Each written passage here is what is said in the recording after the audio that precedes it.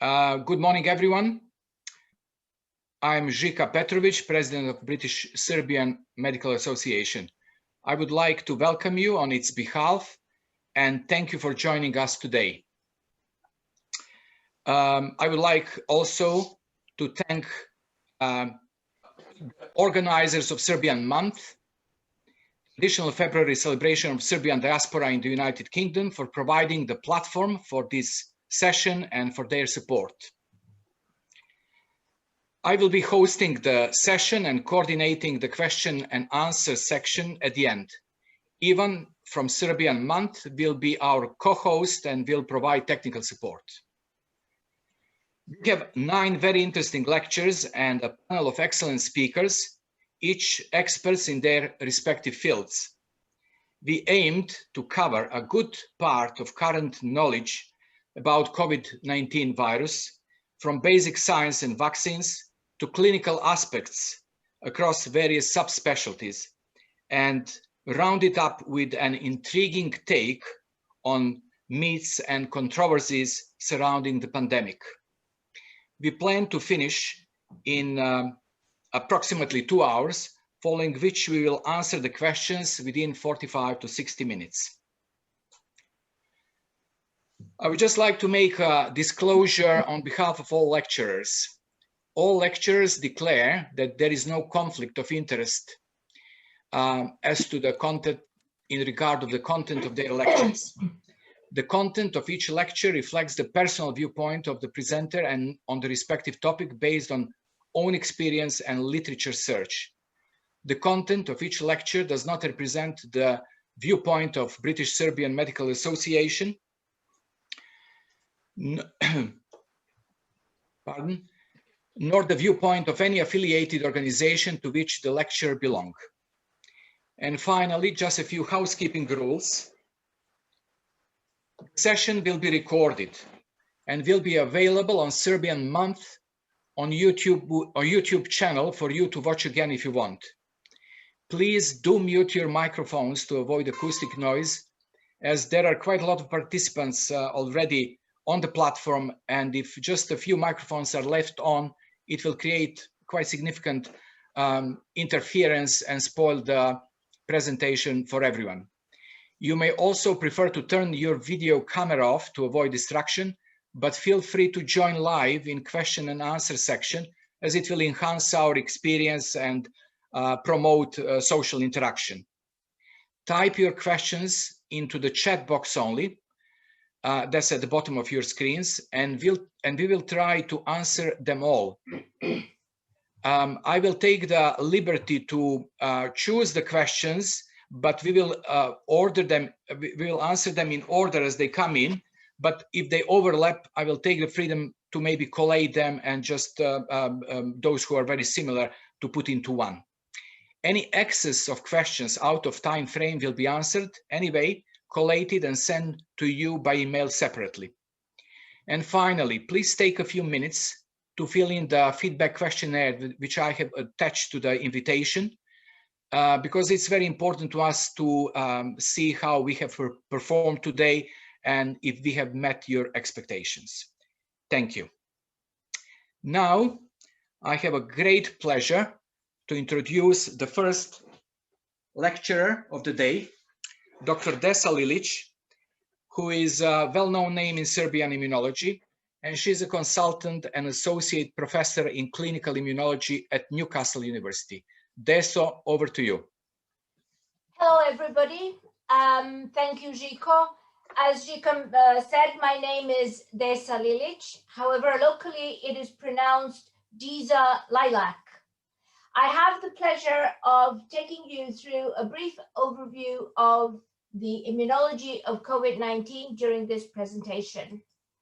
The aims of this lecture will be to briefly introduce the virus SARS-CoV-2, to discuss the immune response and how it relates to clinical outcome. I will present the different diagnostic tests that are currently available, at least in the UK, and I will focus on the main differences between vaccines that are currently available throughout the world. So first of all, the virus. It is a coronavirus because it has a corona around its cell, made out of spike protein receptors. Inside it is a nucleic acid, which is RNA, and it is therefore an RNA virus. A little bit of the virus encodes the protein for the spike protein. This is what it looks like on electron microscopy, and it is through the spike protein that the virus binds to our cells. It uses the ACE2 receptor that is located on many tissues, which is why the clinical manifestations can be so diverse. This is just a picture of the virus shedding from an infected cell. There are 7 known coronaviruses, and interestingly, they can cause different kinds of problems, from quite severe diseases such as MERS and SARS to milder diseases such as common cold. The current disease, COVID-19, is the one I will focus on. Coronaviruses live in animals, so they have animal reservoirs, and in particular, bats. The interesting thing is that bats don't get sick. They just harbor or host the virus. It is thought that for this particular SARS-CoV-2 virus to jump to humans, it needed an intermediary host, which is probably most likely the pangolin. The jury is still out on exactly where the virus comes from, so there is a WHO investigation in progress. You will have heard of that. They're in China at the moment. However, the theory that it escaped from a lab seems to be highly unlikely. Be what may, worldwide, this virus has up till now infected more than 100 million people and has killed almost 2.5 million. So it is serious. To understand what happens when we get infected, I will briefly say how our immune system works. The immune system has 2 facets to it, 2 parts. The innate immune system and the adaptive immune system. They are different, but they overlap, interact, and work together. The innate immune system is the older member. It is already present in plants and invertebrates, so phylogenetically, it is there for a very long time. Its characteristics are that it is non-specific, it is crude, fierce, quick, it responds in minutes to hours, and it uses cells and biochemical mediators called cytokines to induce inflammation. The cells that are crucial for innate immunity are antigen-presenting cells, such as dendritic cells, or leukocytes, such as neutrophils. The cytokines that are involved are IL-6, IL-1, IL-10, IL-8, and so on. They cause inflammation, and this is important for further explanations. The most important part that the innate immune system does is that it actually links its responses to activating the adaptive immune system.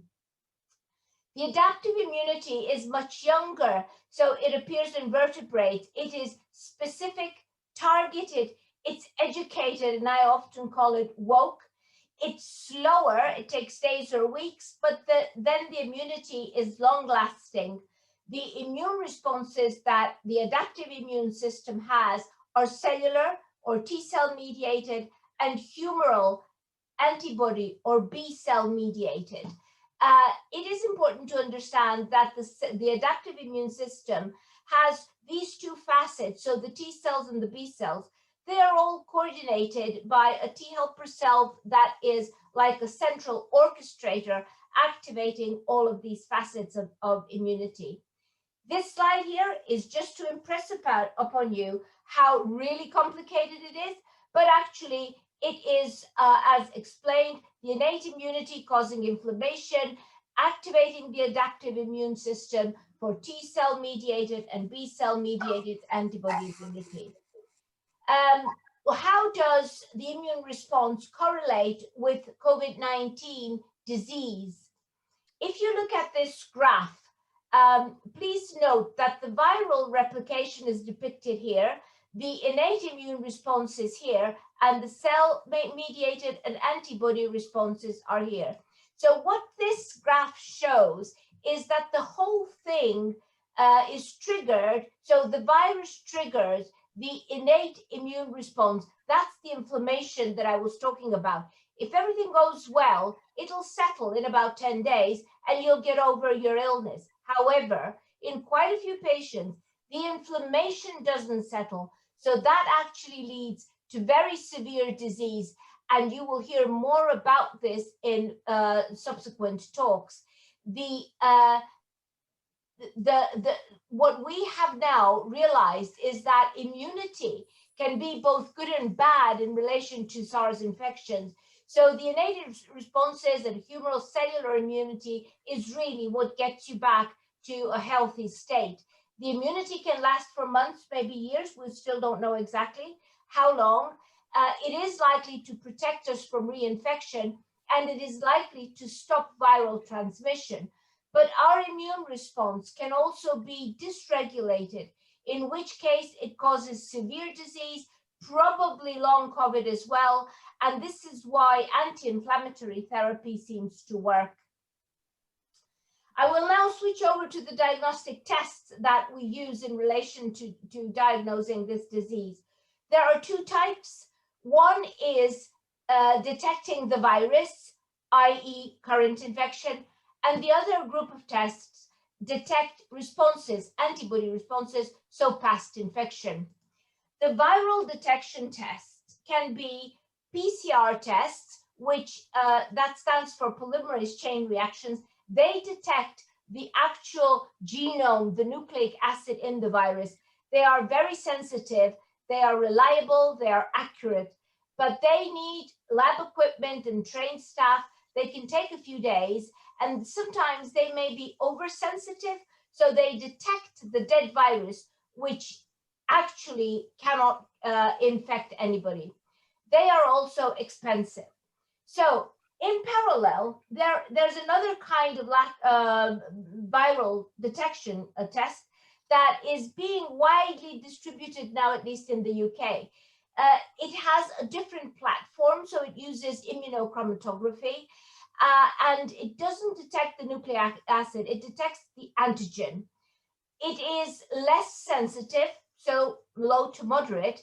There are advantages to it, so it's quick, you can do it on the spot. It's easier sampling, but there are some really serious disadvantages, which are it only detects high viral loads. So that means that it will miss a lot of asymptomatic people. Consequently, negative results of these tests are not reliable. This has actually been published in the British Medical Journal just less than a month ago, but this still needs to be implemented in terms of interpretation. What about antibody tests? So antibodies are the humoral immune response that is generated once we've been infected. The antibodies can be IgG, IgM. They are detected in ELISA tests. The sensitivity can vary. They are deemed to be correlates of protection, but I think we still need to learn a bit more about what this means. And I stress as well that we have cellular immunity that is generated, so antibodies are not the whole story regarding immunity. They are detected in on slides that are similar to pregnancy slides, where you put the sample on and look at the results straight away. How do the results of these, so viral tests and antibody tests, correlate with clinical symptoms? I will show you here only the PCR correlation. If you focus only on the blue line, please, you can see that the positivity in a PCR test will be detected already several days before any kind of symptom onset. So as soon as you are infected, probably. It will be positive for about 2 weeks, 3 weeks, and then it'll slowly wane. So after 3 to 4 weeks, the PCR will become negative. You have cleared the virus. At the same time, antibody tests become positive. So we said they tell us that you've had the infection, IgM first, IgG subsequently, and then perseveres for months at least. I will now go over to vaccines and just stress that vaccines are one of the greatest medical achievements of modern civilization and medicine. To quote Andy Pollard, I took his slides from a paper he recently published, vaccines train your immune system using a harmless form of virus. And just to impress upon you how important vaccinations are, in curbing diseases, so regulating diseases. This slide shows the impact of vaccination on various diseases in the UK. On this slide here, the graph presents diphtheria. So this is the disease prevalence before vaccination. And look at how the disease prevalence falls to virtually zero once vaccination of children has been introduced. The same can be seen here for polio. The prevalence is high until vaccines are introduced, and then you virtually get rid of disease. I will remind you that one of the best effects has been the eradication of smallpox throughout the world. All in all, vaccination is hugely beneficial and has been used, is currently a routine medical intervention. It began quite a while ago in the 1500s in China when they used variolation. I can't go into details about this, but the first vaccine was actually produced by Louis Pasteur. It's against rabies. Since then, and in the previous century, traditional vaccines have been used widely. That means that it was whole inactivated viruses that were used, or parts of the virus like a protein subunit. The newer vaccines, the newish ones, are the viral vector vaccines like the AstraZeneca. I will talk about this a bit more. And the completely new vaccine, which are the nucleic acid vaccines, which again, I will explain in more detail. What is important is to note that for COVID-19, there are no live vaccines. And that is important in terms of predicting outcomes, etc. The three main approaches used to make COVID vaccines are represented here. I will start from this side because I will talk about this type of vaccine first. So these are the nucleic acid vaccines, so vaccines that only use genetic material. Other vaccines use parts of the virus, so they are the protein subunits types, for example, to spike protein. And lastly, the traditional whole inactivated virus vaccines. The first type are the mRNA vaccines. So they are the nucleic acid vaccines, which use part of the RNA that encodes the spike protein genome. I note that DNA vaccines are in clinical trials, but none have yet been registered. The two mRNA vaccines are Pfizer and Moderna, and this is how they are made. So you take the virus, and within the virus, there's a little bit of the genome, the RNA, that encodes the spike protein. That bit is actually separated, and then it needs to be coated into a protective nanoparticle because RNA is really fragile. It gets destroyed within seconds. Once you've made this particle, you inject it into a recipient. So this is the vaccine. You inject it into a muscle. It's taken up by cells, antigen-presenting muscle cells, and so on.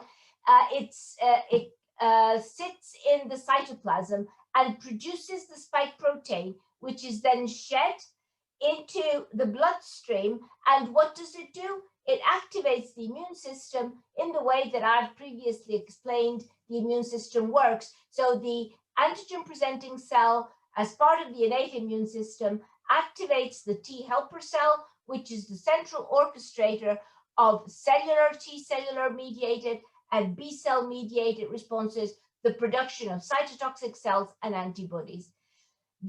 These vaccines are absolutely fantastic in that they achieve an efficiency of 95%. So 95% of 100 people will be protected from infection if they have received this virus. That is after 2 doses. What happens after 1 dose is a bit more problematic, but I won't go into details. It's been debated hugely in the last few months in the UK.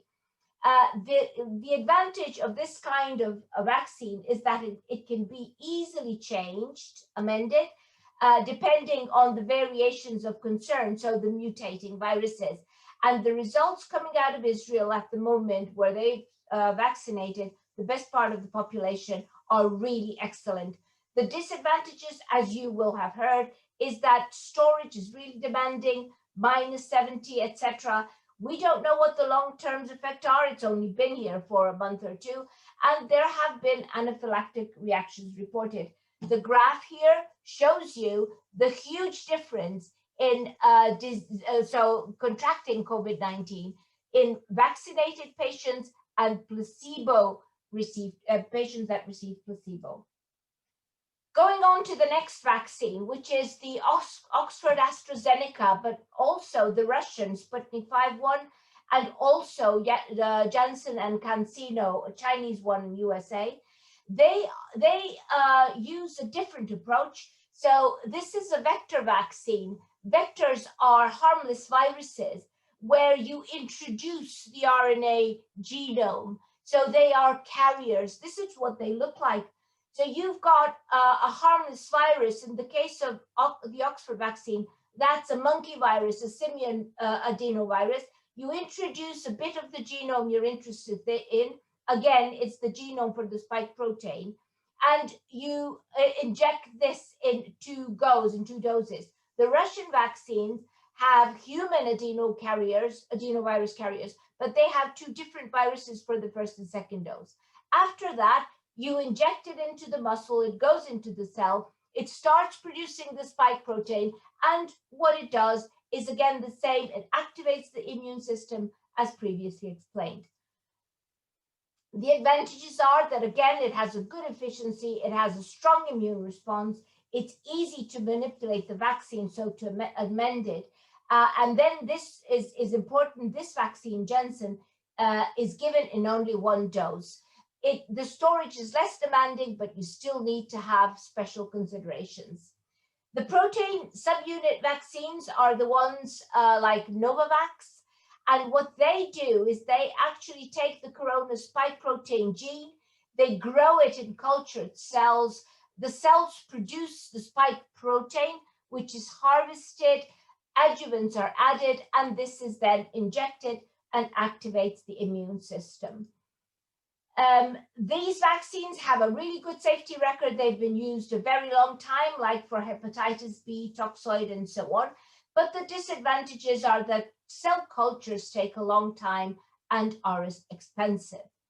The last vaccine that I will talk about is the inactivated viral vaccines. Those are the Chinese Sinopharm and Sinovac vaccines. Here you actually infect cells in culture to grow the whole virus, you collect it, and then you inactivate it, either by chemicals or by heat, and that's why I call them cooked vaccines, so cooked viral vaccines. They too activate the whole immune system, as previously explained. An advantage might be that it's to the whole virus, so that might prevent mutations slipping away. It's an old-fashioned vaccine, but it has a long and proven track record. Its efficiency is very good. It's the kind of vaccine that has long been used for flu. Again, it requires cell culture. Finally, the summary.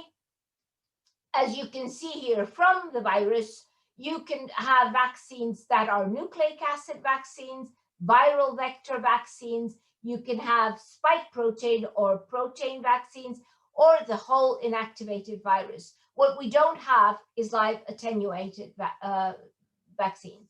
So here I will just summarize what we know about the SARS-CoV-2 vaccines. We know they protect you from COVID-19 disease. We know they are highly efficient. Up till now, there have been no major side effects. Millions, tens of millions of people have been vaccinated to date, and we do not have anything apart from the anaphylactic reactions that is considered to be a serious side effect. What we still don't know is the long-term effect. We don't know how long the immunity lasts, and we don't know how well they will prevent transmission. Latest data from the Pfizer vaccines is that they reduce it to about a third of what it would be without the vaccine. When talking about the potential risks, you always need to compare vaccine risk to disease risk. So this is what is really important. What we know the vaccines do not do is they do not contain microchips. They do not alter your genes because they do not go into the genome. They do not cause infertility. They are nowhere near the same structure as proteins necessary for the embryo to embed itself. And they are not made to eliminate old people. So if somebody asks you a question of why get a vaccine, well, to prevent disease. And lastly, the take-home message is scrutinize all facts and scrutinize the interpretations as well. So let me give you an example. This was circulated recently through social media, and it says, regarding this picture of, this is Edward Jenner giving that first cowpox vaccine, it says all recipients of the first smallpox vaccine in 1796 are now dead. And the conclusion is vaccines are dangerous. Well, obviously, after 300 years, everybody will be dead. Thank you for listening, and all questions welcome. Desa, thank you very much for the most fascinating lecture. You have brought a very difficult and complex topic to a very approachable, level that I think our participants, even non-medics, could follow. It was really, really amazing. Thank you very much. Just one, whilst we are still on the topic, I will just take a small digression and get one question, although we will do that towards the end. What does the humoral response mean? The humoral response means that you have produced antibodies to the virus. That means that you have been infected, and it means that your immune response was appropriate, successful. At present, we think that at least certain types of antibodies are neutralizing antibodies, which means that they kill the virus. They neutralize the virus. We don't know whether this is the only kind of effect the antibodies have against the virus, which is why I'm saying that as correlates of immunity, they are very good to confirm that you have responded, and it is very likely that you have produced neutralizing antibodies to eliminate the virus. But Fantastic. There is also cellular immunity, which is really important and is not tested in this way. Great. Thank you very much, Desa. Okay, let's move to the second talk. Our next speaker will be Dr. Nemanja Stojanović, who is a consultant endocrinologist at Queen's Hospital in Romford. He will give us a talk on evidence-based treatments for COVID-19 infection. Nemanja, please take the floor. Thank you very much. When COVID-19 came around in February and March last year to Europe and the UK respectively, it was slightly difficult to decide what to do because there were treatments that would intuitively work, but there was no evidence for that. And having had sadly so many people who were infected and affected by this virus, there were now trials that were done that have looked into what can actually be done to treat the virus. So as Desa said, COVID-19 is a virus, and it infects people through nasal route, nose, and pharyngeal route, which is the back of the mouth. It can cause severe pneumonia with systematic inflammation affecting the lungs, and sadly it has significant mortality and morbidity. So there were, at the beginning, we've tried to do several things to see how to deal with the virus. And there were several ways to address this. One of these was actually drugs, to administer drugs that would prevent virus from attaching itself to the cell and entering it. And there were various candidates for this. Quinine was one of them, and there was a Japanese anti-ulcer drug. Sadly, it turned out that these do not work. And as a result, we are now stuck with masks, which do effectively prevent us from getting the virus into the nose and mouth. There are vaccines that Desa has very kindly addressed. And finally, there's hand washing, because you do not want the virus on your hands, as you may touch your face eventually, and social distancing. So these are the measures that have been proved to work. They're not medications, but they still work. Now, there are drugs that actually reduce the viral load, and remdesivir was one of them. It basically inhibits coronavirus ability to produce and reproduce its own RNA. It was a medication that was tried in SARS, and it worked in SARS. So it made sense, because SARS was also a coronavirus, to try it with COVID-19. And it does reduce viral load. It is effective early in the disease. And if you, these are actually the survival curves. So you can see that basically in patients who are receiving oxygen, it is going to help with the recovery. So it has a trend towards reducing mortality, but it will not necessarily reduce mortality itself. So it is an effective drug, and people who are admitted to hospitals worldwide, depending on the country where they live in, will be given remdesivir. It helps with this. It probably has some impact on survival, but definitely it helps with duration of illness and duration of symptoms.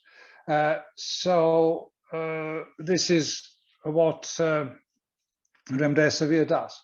COVID-19 is, as Desa has actually covered it, is a severe inflammatory disease. So it is inflammation that is causing the major problem for majority of people. This is a gentleman who had a CT scan of the chest in March 2017, and his chest, he had a chest condition, but he was living a really good. He was really having a good quality of life. Now, inside the chest, I don't think that I can show it with my mouse, but there is black inside the chest around the blood vessels and around the heart. And this is the air in the lungs. So this is the lung that actually breathes without any problem. This is sometime in 2020, he unfortunately did get COVID-19. And this is the lung that can not breathe compared to the previous slide. So you can see the black inside the chest cavity. Now you have all of this inflammation that is affecting the chest. So there is no air that can get into the lungs. There is no oxygen that can get into the bloodstream. So one of the logical things to try was actually trying steroids in treatment of COVID-19. It was, to the great credit of British medicine and British science, it was the UK that has done the first controlled trial, and what we have done is we have basically treated the inflammation, or if you wish, hyperinflammation of COVID-19. That is the culprit in patients like those that we see in the slide. So steroids are medications that reduce inflammation, and basically it has been shown that in patients who have severe COVID infection, i.e. pneumonitis or pneumonia, requiring oxygen and ventilation treatment, dexamethasone 6 milligrams daily has actually survival benefits. And this was quite frankly the first breakthrough that we've had in treating the disease. Now, if you look at patients who were on the left side of the slide, are patients who are actually requiring oxygen, so who were not able to breathe and maintain their oxygen saturation without additional oxygen being given. When you give them dexamethasone, this improves the survival. Dexamethasone is basically shows you that patients with dexamethasone have lower mortality than those who are given usual care. If the patients, on the other hand, are not needing oxygen, then dexamethasone was, those who were given dexamethasone did not fare that well. So it is one of the medications that should be used if a person is unwell enough to require admission to hospital. The same applies to remdesivir. So let me just see that we can now.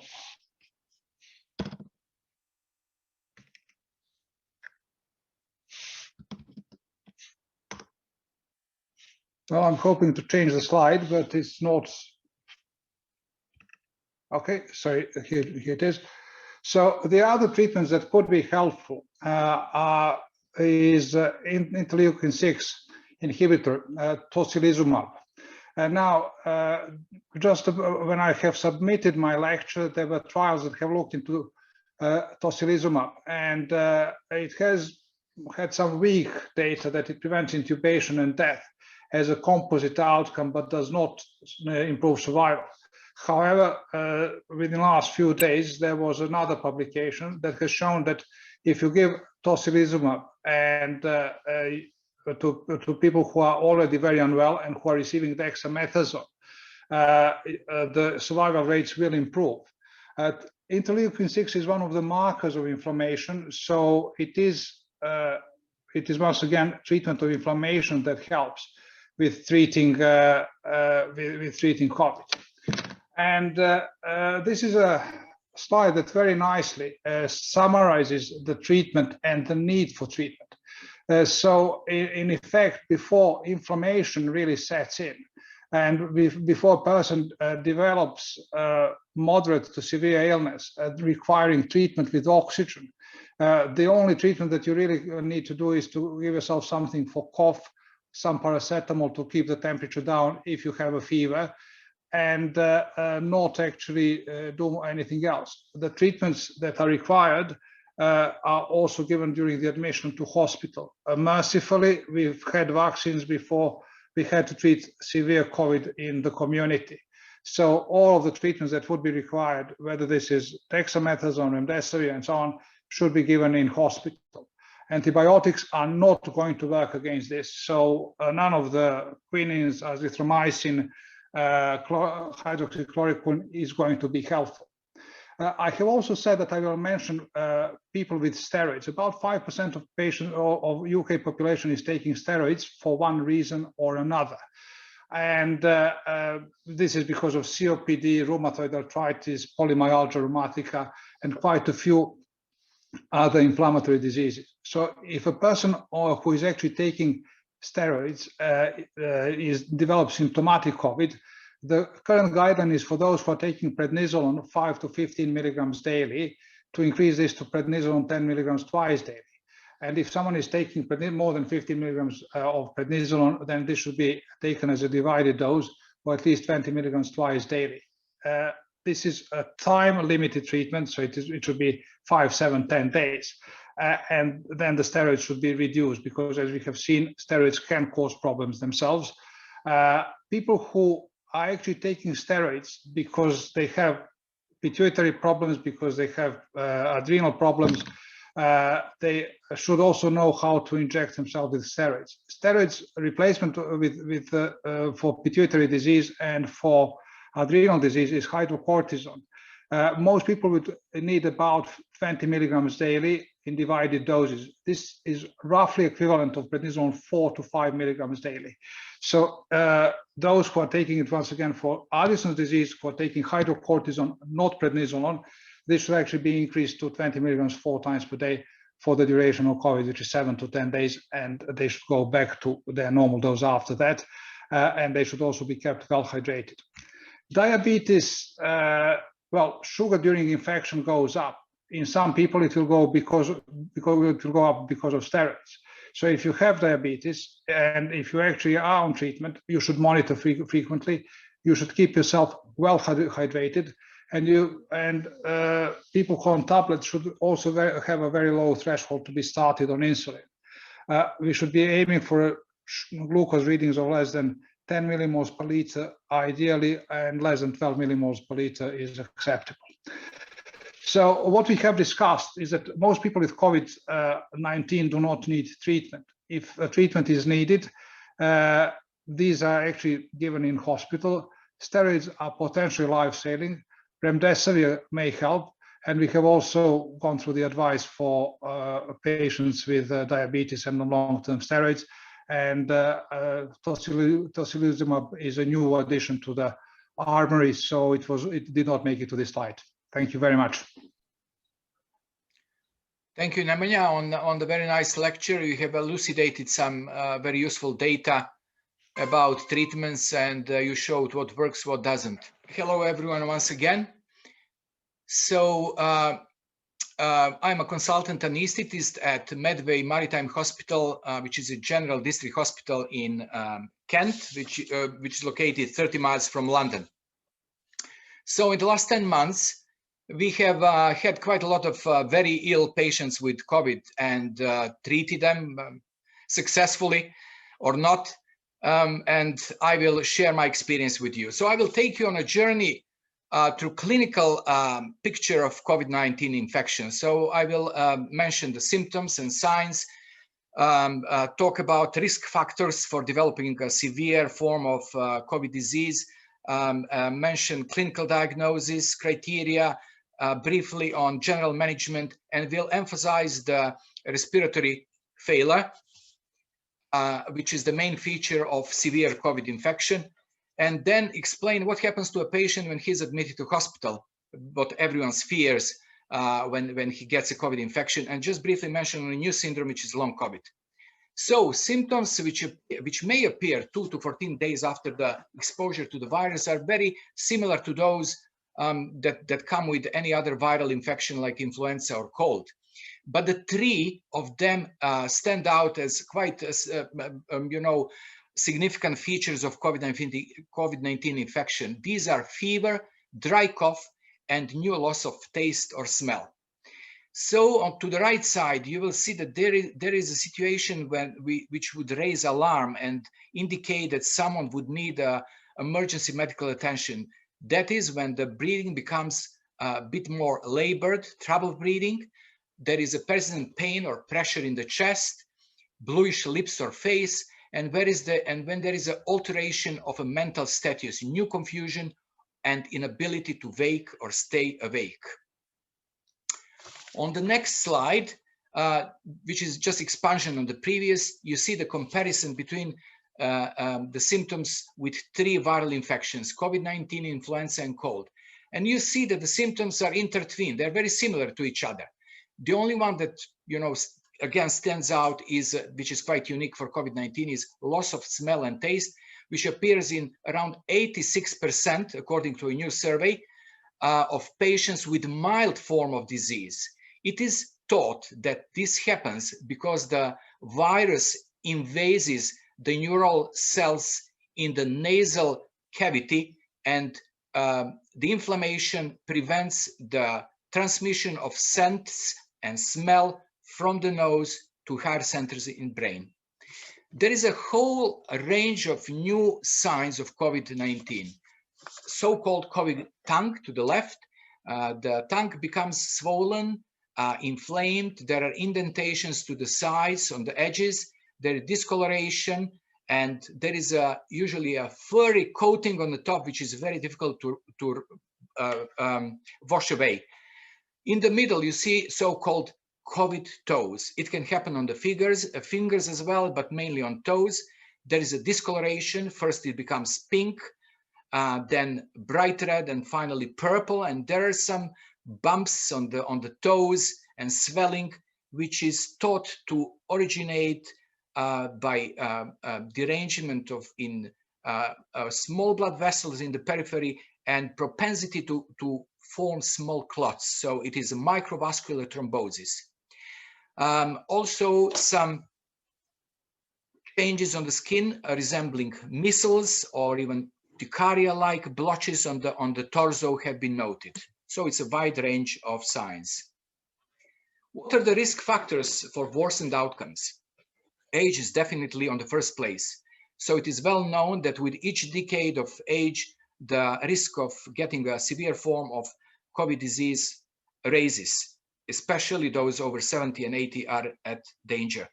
Male sex, obesity, again, are on the top of the list. Some ethnic groups are more prone to getting a severe disease, socioeconomic deprivation, and comorbidities, cardiovascular disease, diabetes, smoker's lung, cancer, and chemotherapy, and associated immunocompromising condition which arises from these, dementia and similar. General management is supportive. In mild cases, it's simple. Isolation, rest, simple painkillers, vitamins, like for any other viral infection.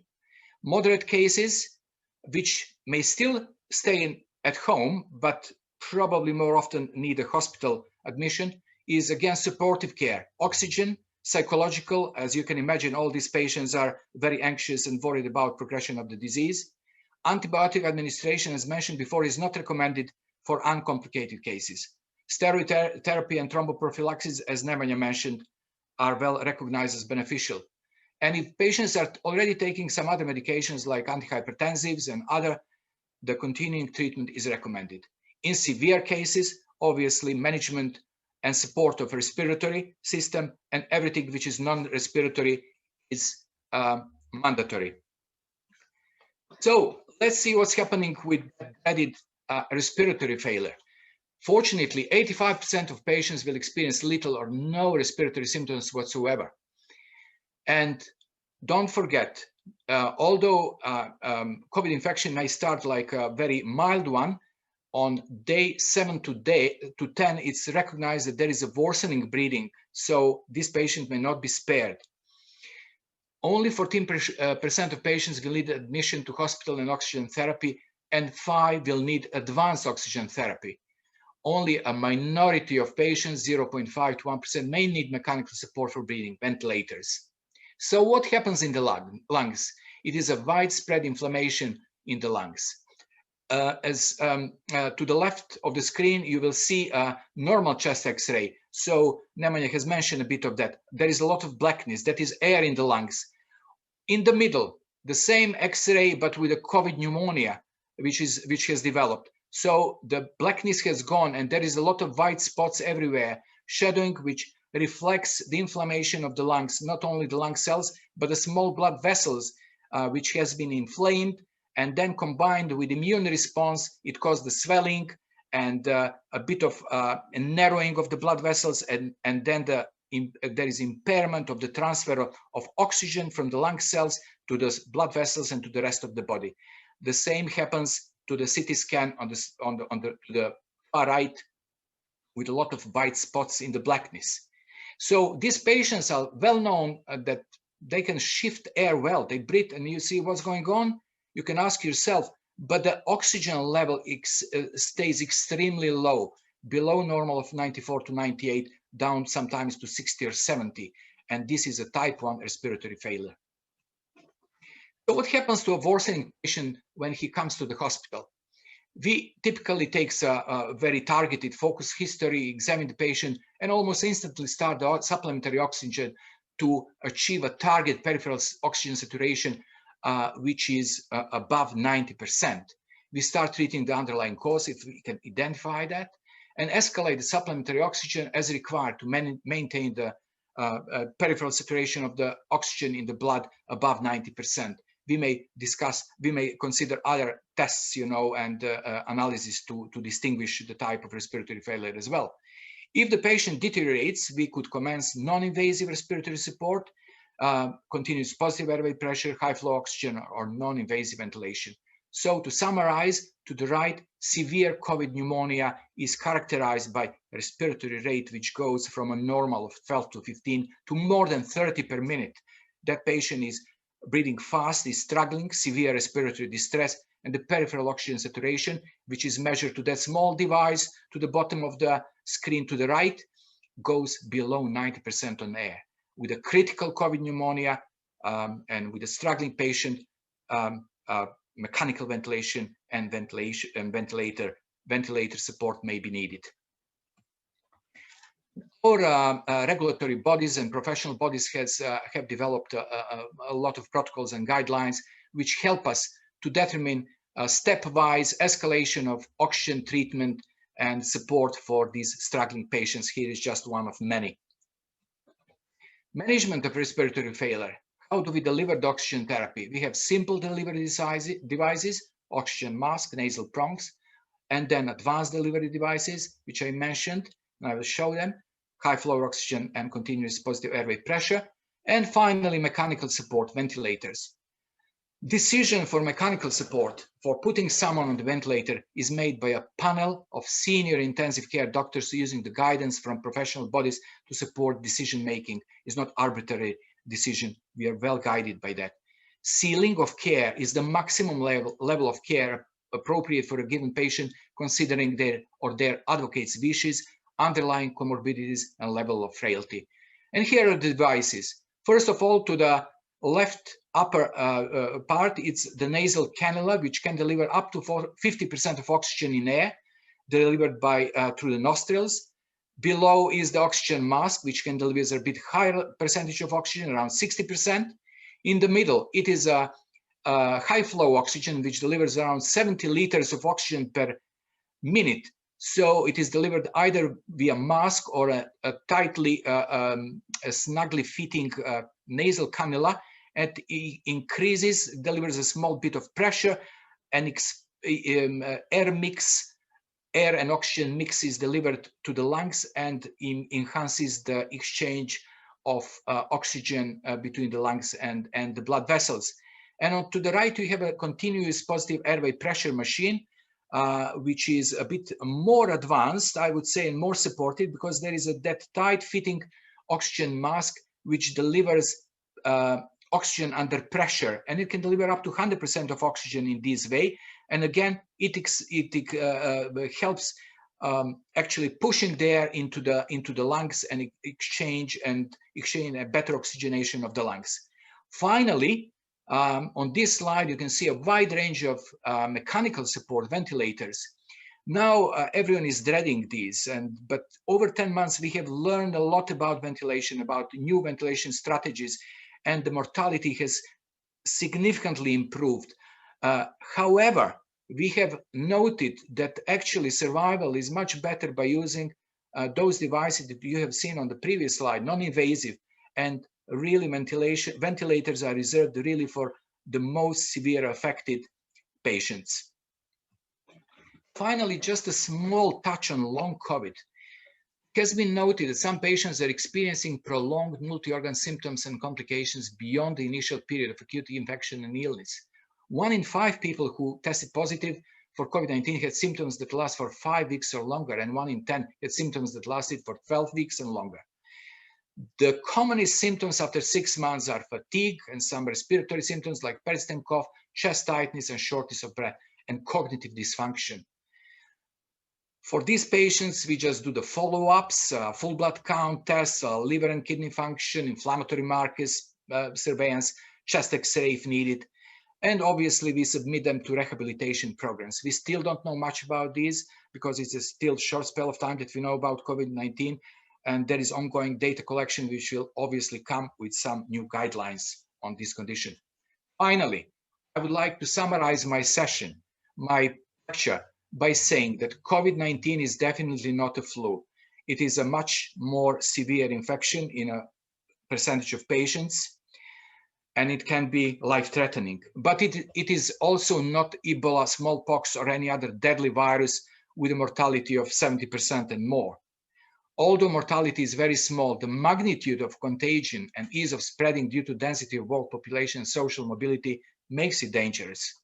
The small percentage of people who get a severe or critical form of the disease will put enormous pressure on even the best resourced healthcare system anywhere in the world.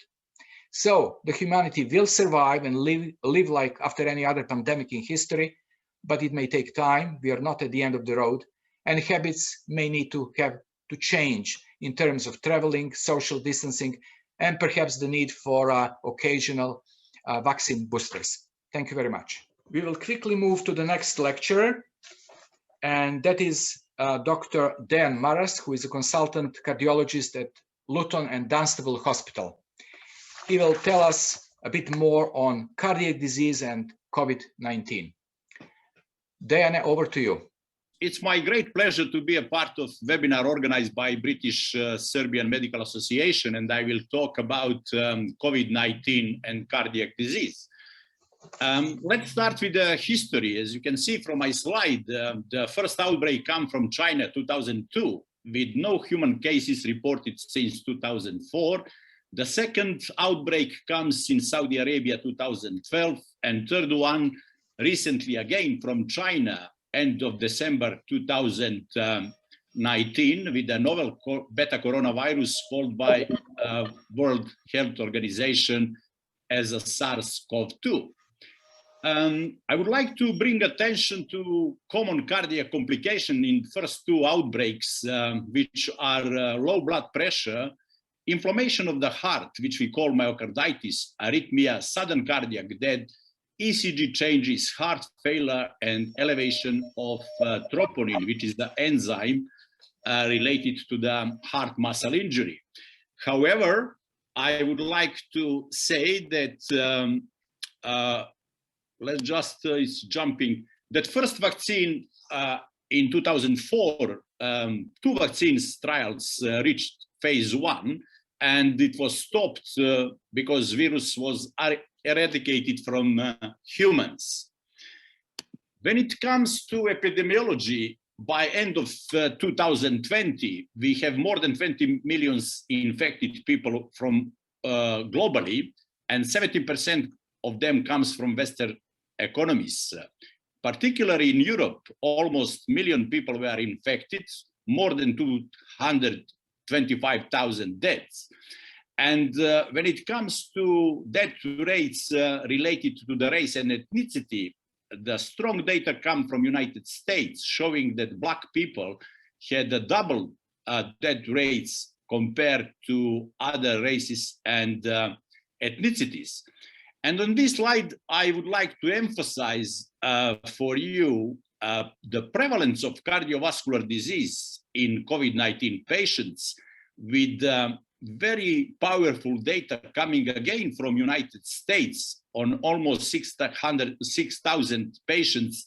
And you can see 56% of them have hypertension, obesity, heart failure was related to 7%, and coronary artery disease 11%, and diabetes almost 33%.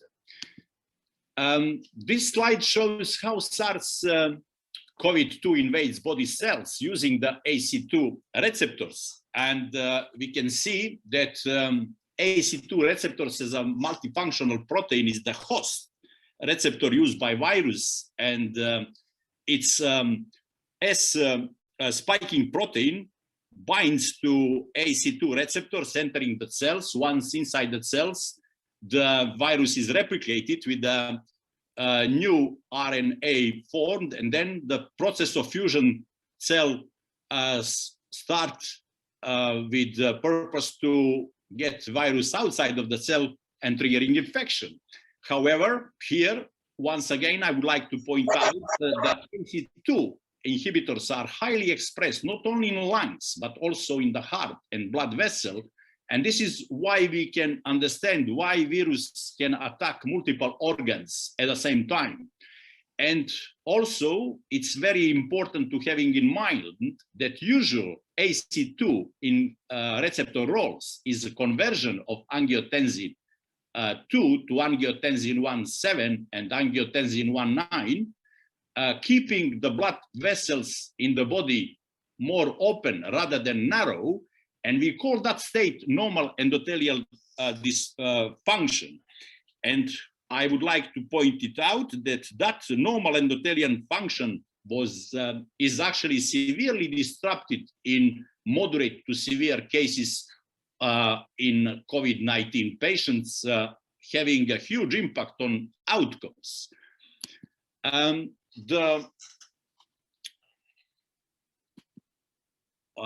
Sorry about yes, this is the busy slide, which I would like to explain in a simple way.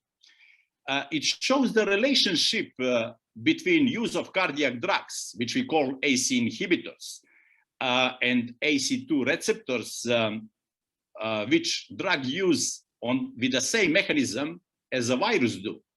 So therefore the question is, are these drugs safe to be used in COVID-19 patients who have a background of cardiovascular disease? However, before answering that, we can come to another question.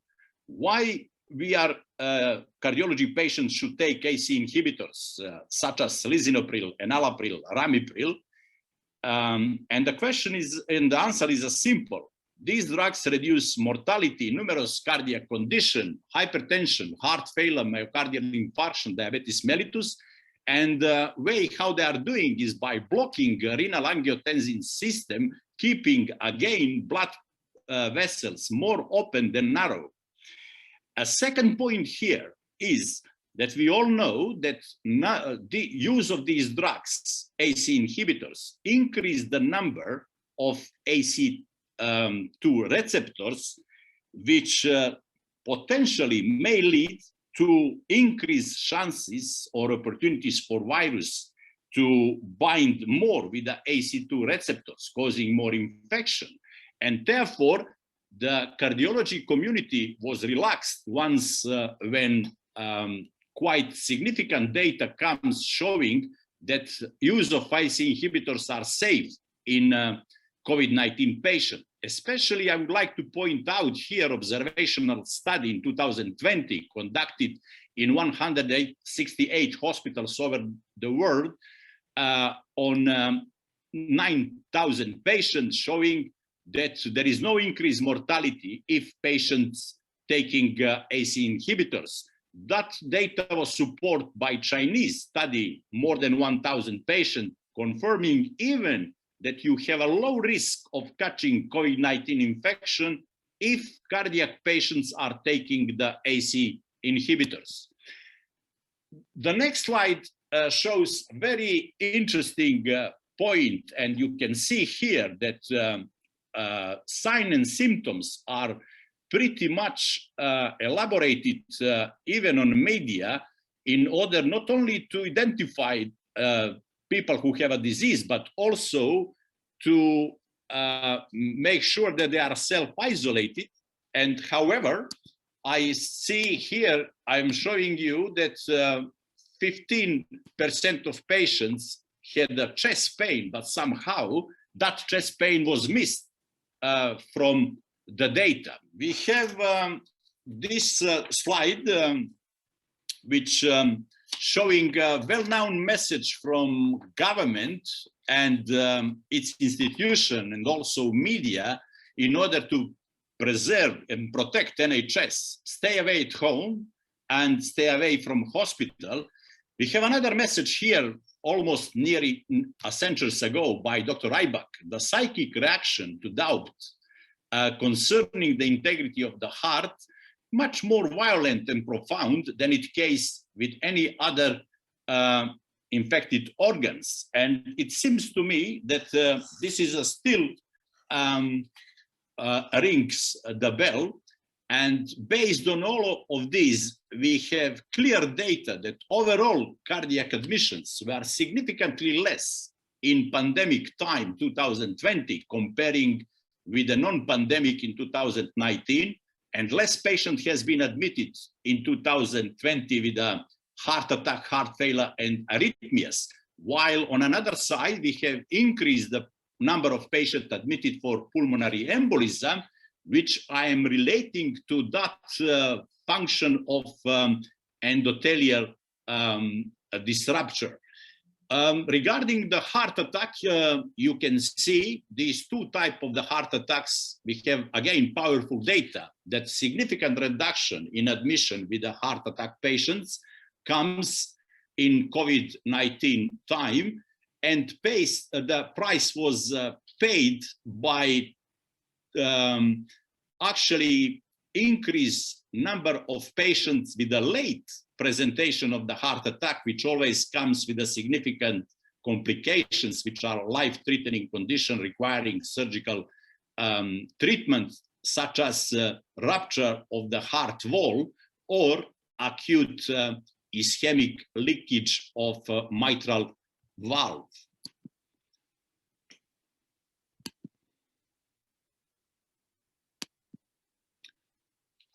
This slide showing triaging in front door of the hospital when we are assessing probability of having COVID infection. So we are looking for fever, respiratory syndromes such as shortness of breath, cough, previous contact with the COVID patients and family history of COVID infection.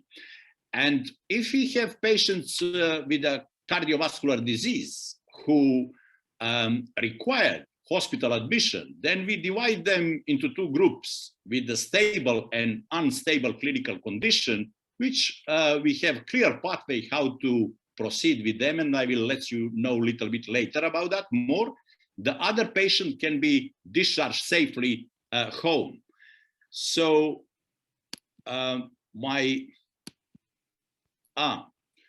this slide shows enzyme troponin as a general blood test, which is a marker of myocardial injury. And on this slide, we can see that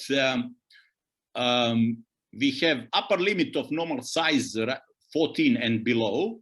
However, I would like to point it out that actually the values of troponin are matter, and they are sharply dividing non-survivals of survivals on this slide, while on the other side, we can see that patients, the higher the value of troponin, the more severe heart disease is, requiring further intervention and investigations and complex cardiac procedure. Here, this slide shows different type of mechanism and heart muscle injury leading to different heart disease.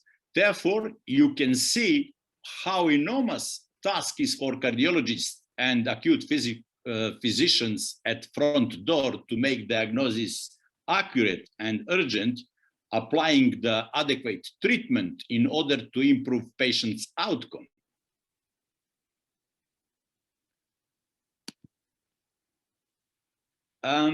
In relation to the previous slides, again, I have here for you the prevalence, the incidence of heart muscle injury, which can be up to 40%, but also we have incidence of different cardiovascular disease with no data related to acute myocardial infarction.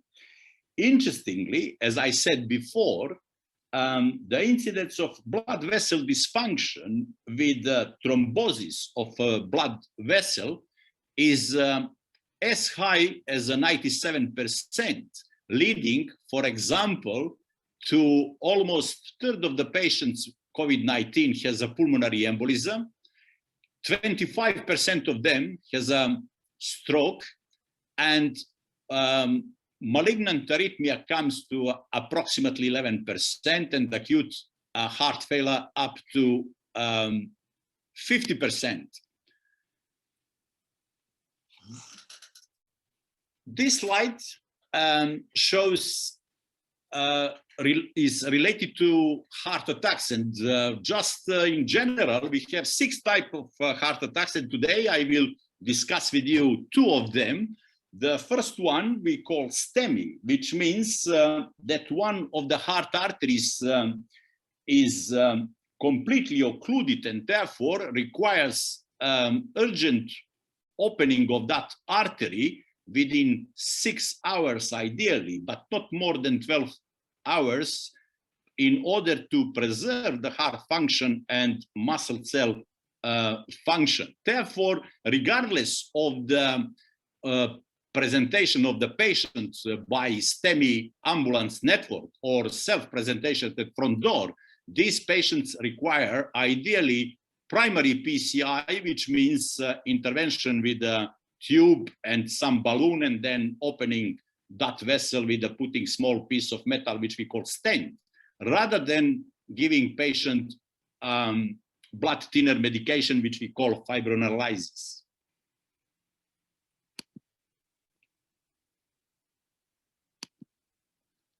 When it comes to second type of the myocardial infarction, which is called non-STEMI, we divide our patient in a very high risk and high risk. And these patients, especially very high risk, actually behaving on a clinically the same as patients with a previous STEMI.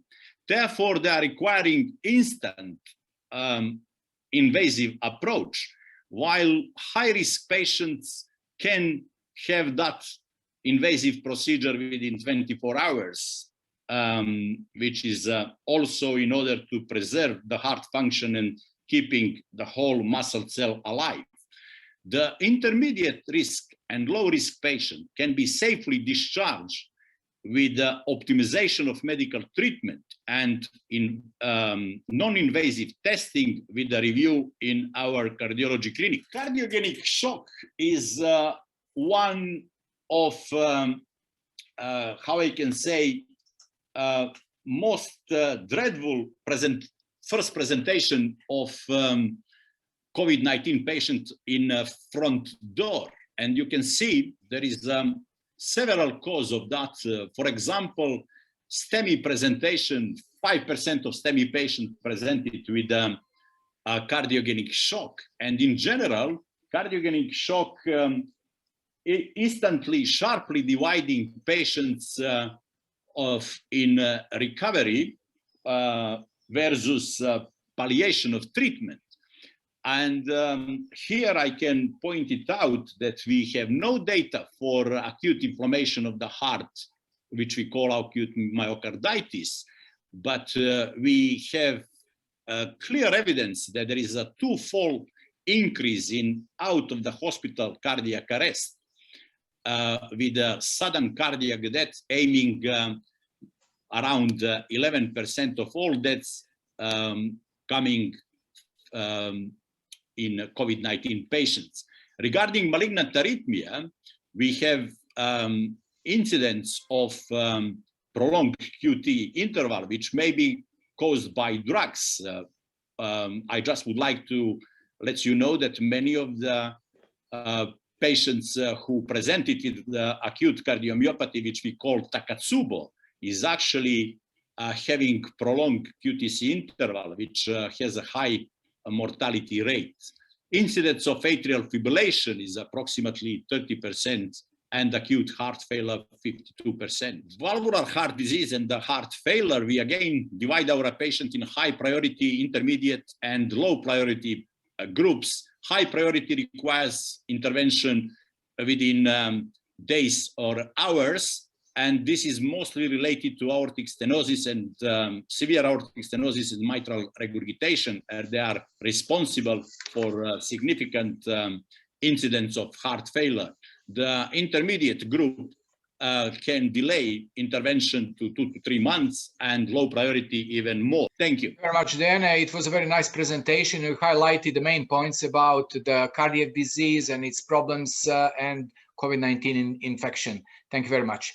I have a great pleasure to announce the next speaker, Dr. Anna Pokrajac, who is a consultant diabetologist from the West Hertz Hospitals Trust. Anna, over to you.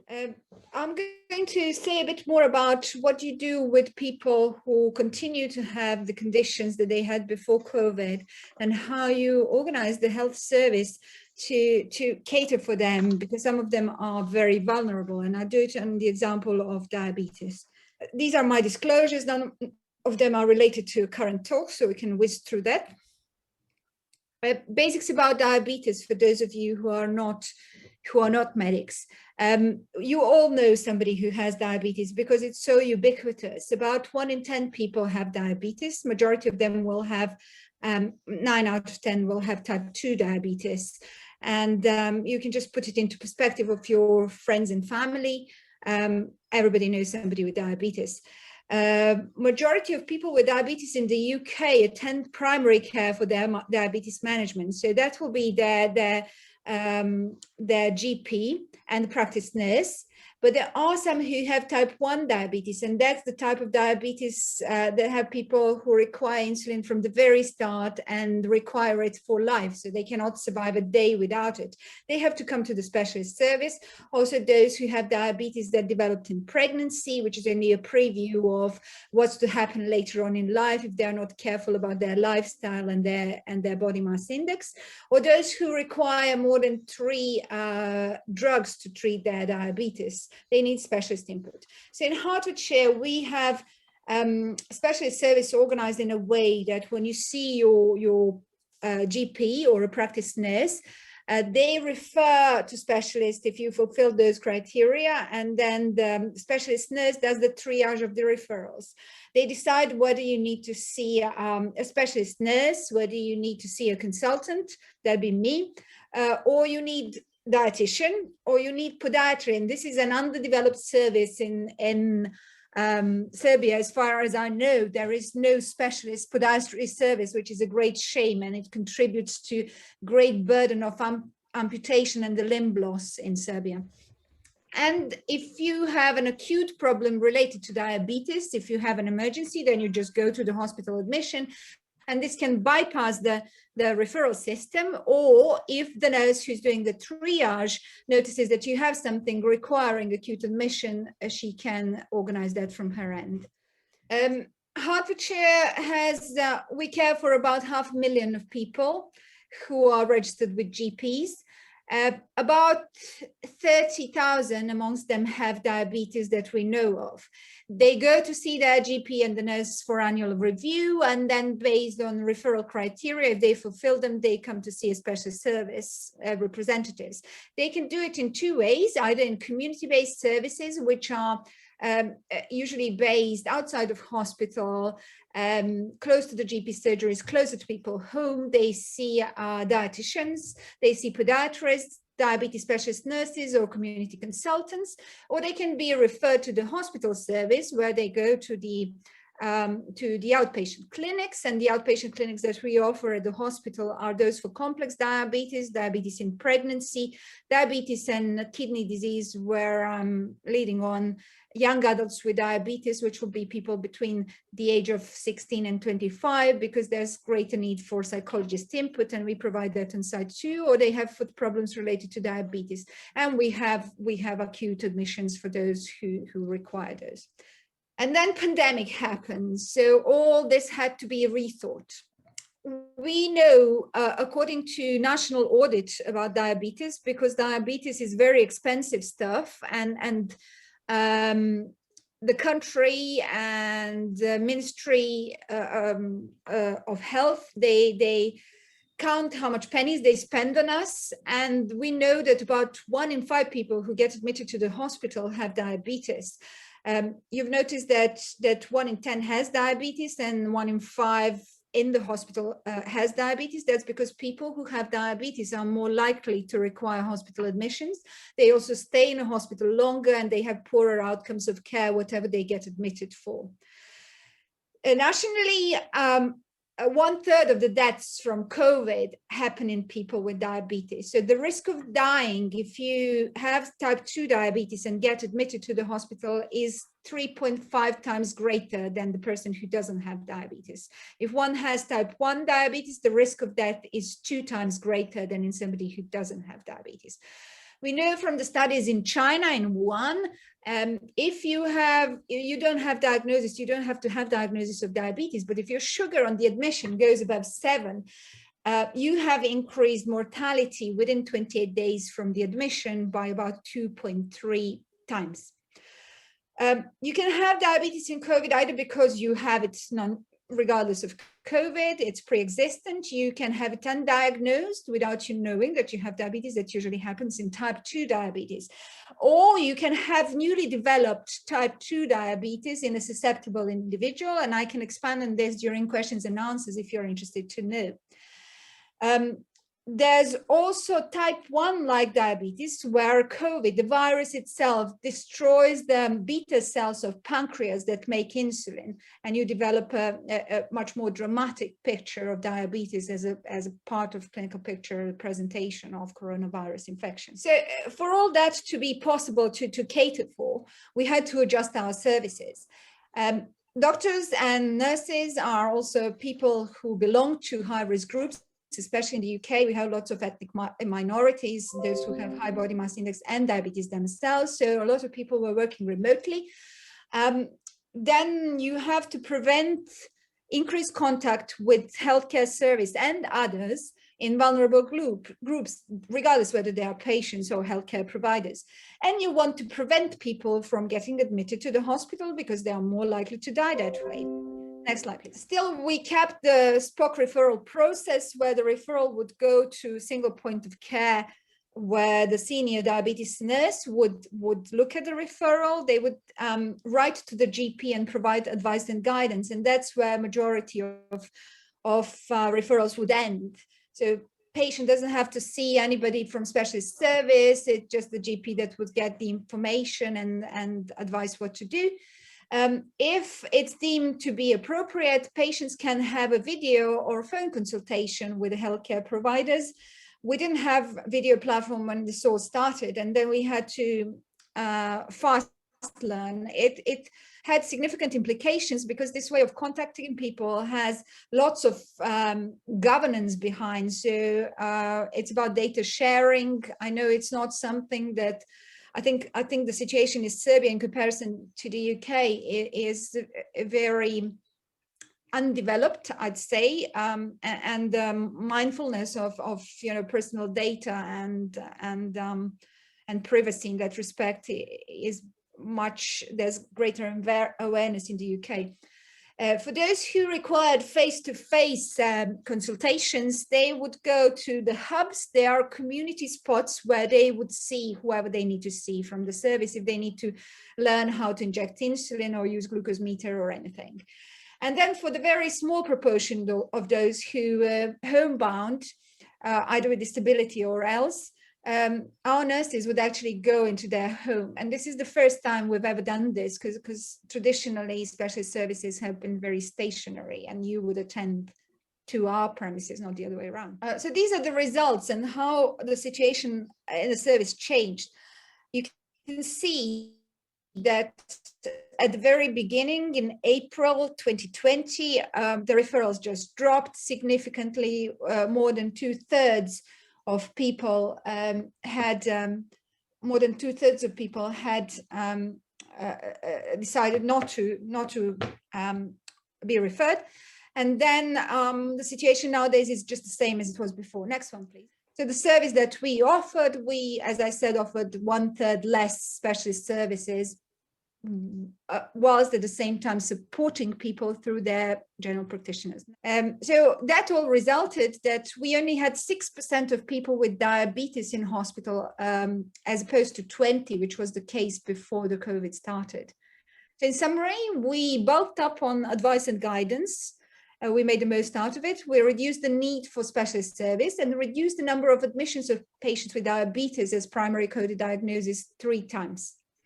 So you can appreciate this is good for an individual, but for our commissioners love us because we've saved a lot of money. So these are take-home messages.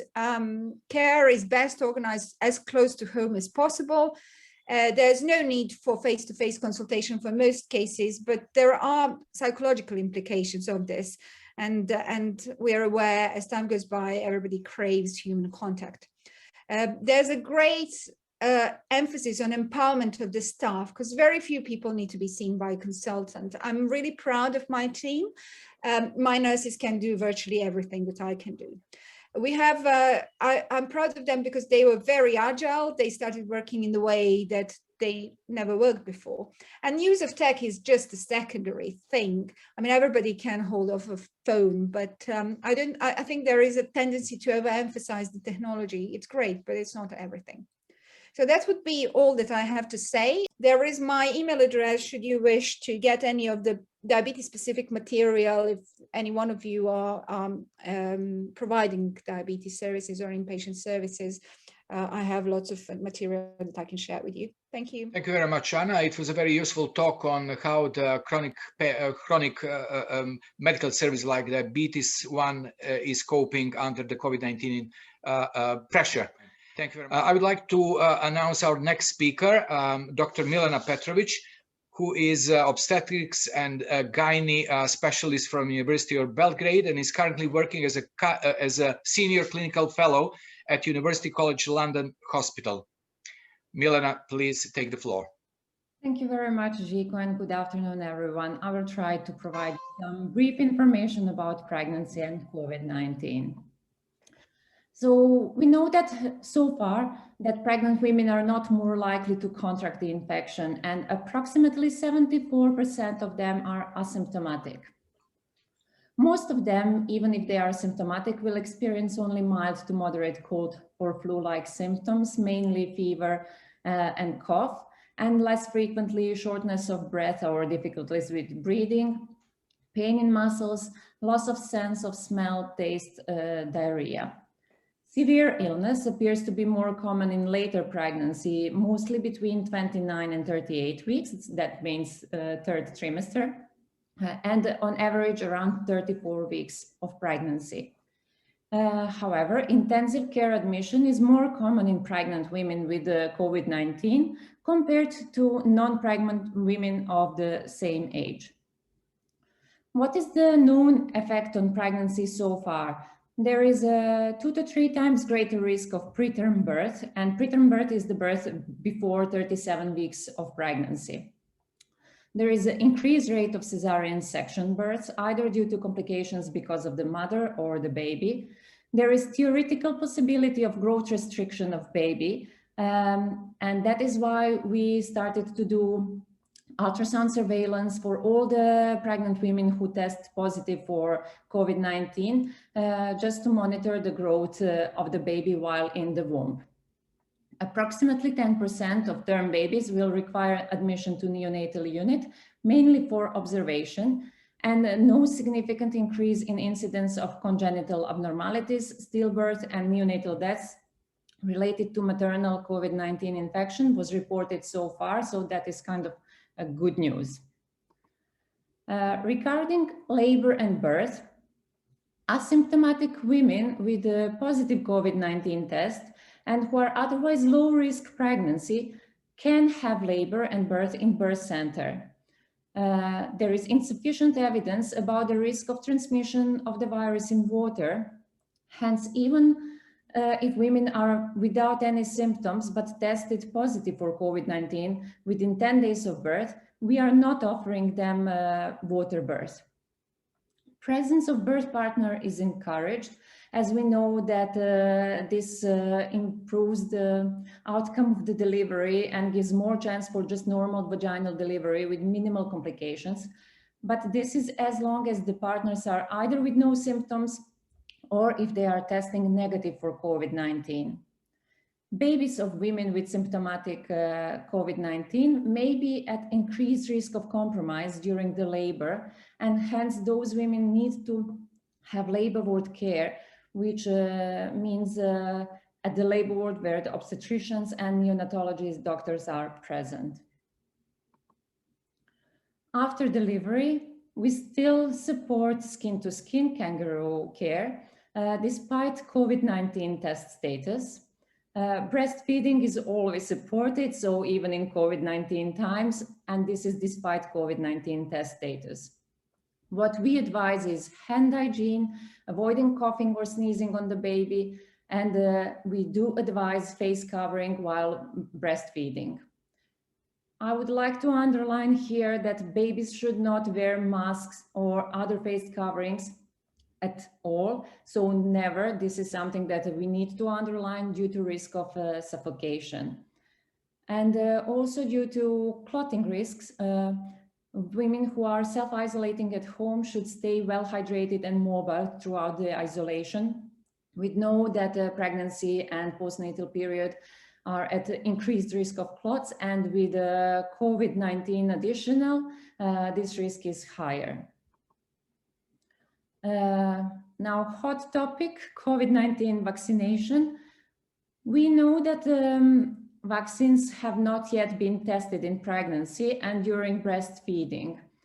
However, latest guidance, official guidance says if you are pregnant, you should not be vaccinated unless you are at high risk. What does high risk mean? Is either that you are at the risk of catching the infection or either you're having clinical conditions that can put you at a high risk of suffering serious complications from COVID-19. For everyone else, you can be vaccinated after your pregnancy is over. if you had the first dose of vaccine and then became pregnant, you should delay the second dose until after the pregnancy is over, only unless you are at high risk. Vaccine can be received while breastfeeding, and our advice is to receive the vaccine while breastfeeding. And also there is no advice to avoid pregnancy after you receive COVID-19 vaccine. That means no need to wait, and the vaccine does not cause infertility. This is all I wanted to share with you for today. Thank you very much. Take care and stay safe.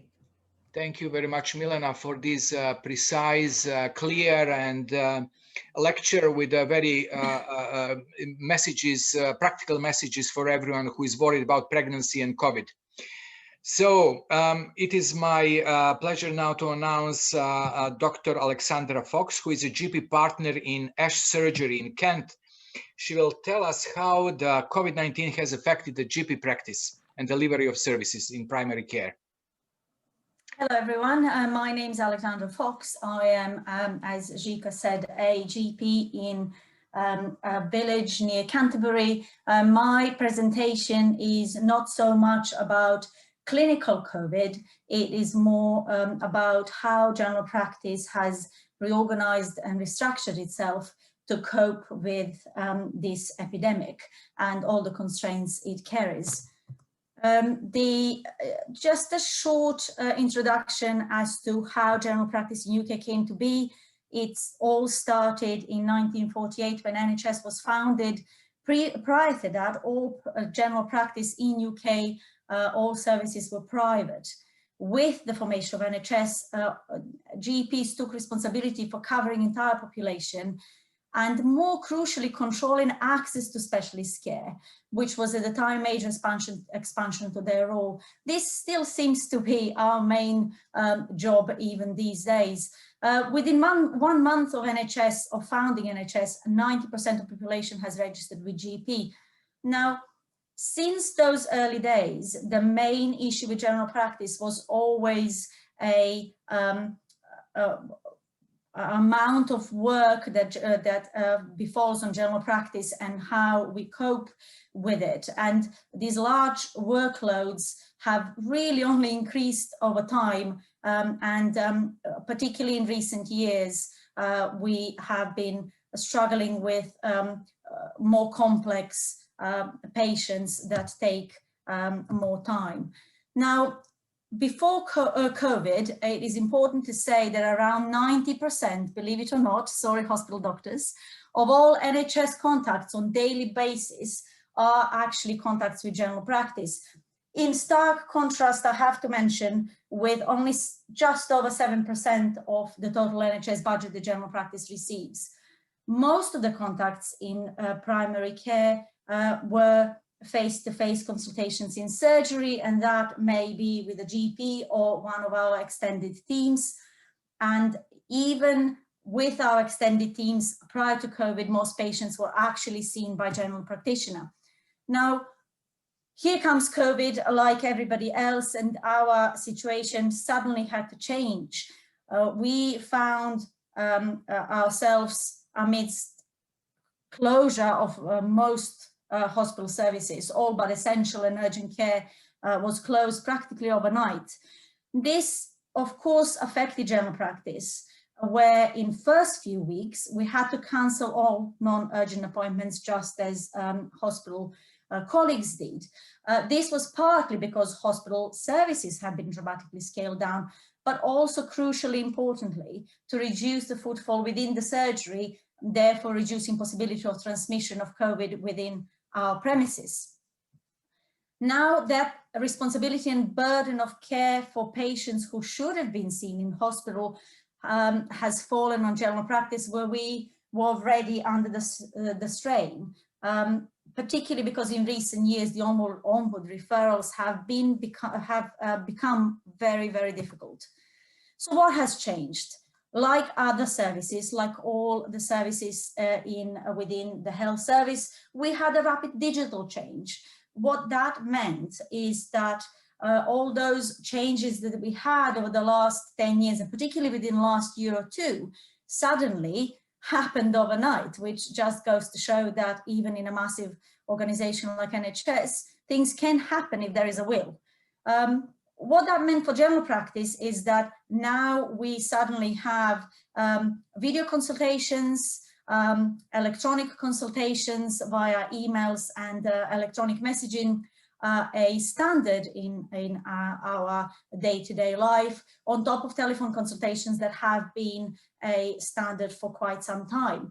Now, I have to put an accent to access to general practice. There was a lot of bad press out there with regards to general practice access, and which makes us rather unhappy. And that is that access to general practice has not changed despite COVID. Yes, we have had a dip in access like everybody else with the first lockdown because of this is obviously an infectious disease, and we have been trying to reduce the transmission within our premises. But I will show you a slide that looks rather complicated, but this is on national level, and it starts on the left side with July 2019. The big squiggle line on top shows the number of overall appointments in general practice, and it goes all the way down to December 2020 when we were in the middle of second lockdown, well, starting second lockdown, shall I say. And you can see that the levels in April and May have reduced because we had a sudden severe lockdown and we had to cancel some services, but we have picked up very quickly so far that our service at the moment, and this is not now showing January, February, March, January and February, where our services are actually busier than they have ever been. So just making a point that access to general practice has not reduced, despite what lots of people think out there. Now, type of appointments has changed.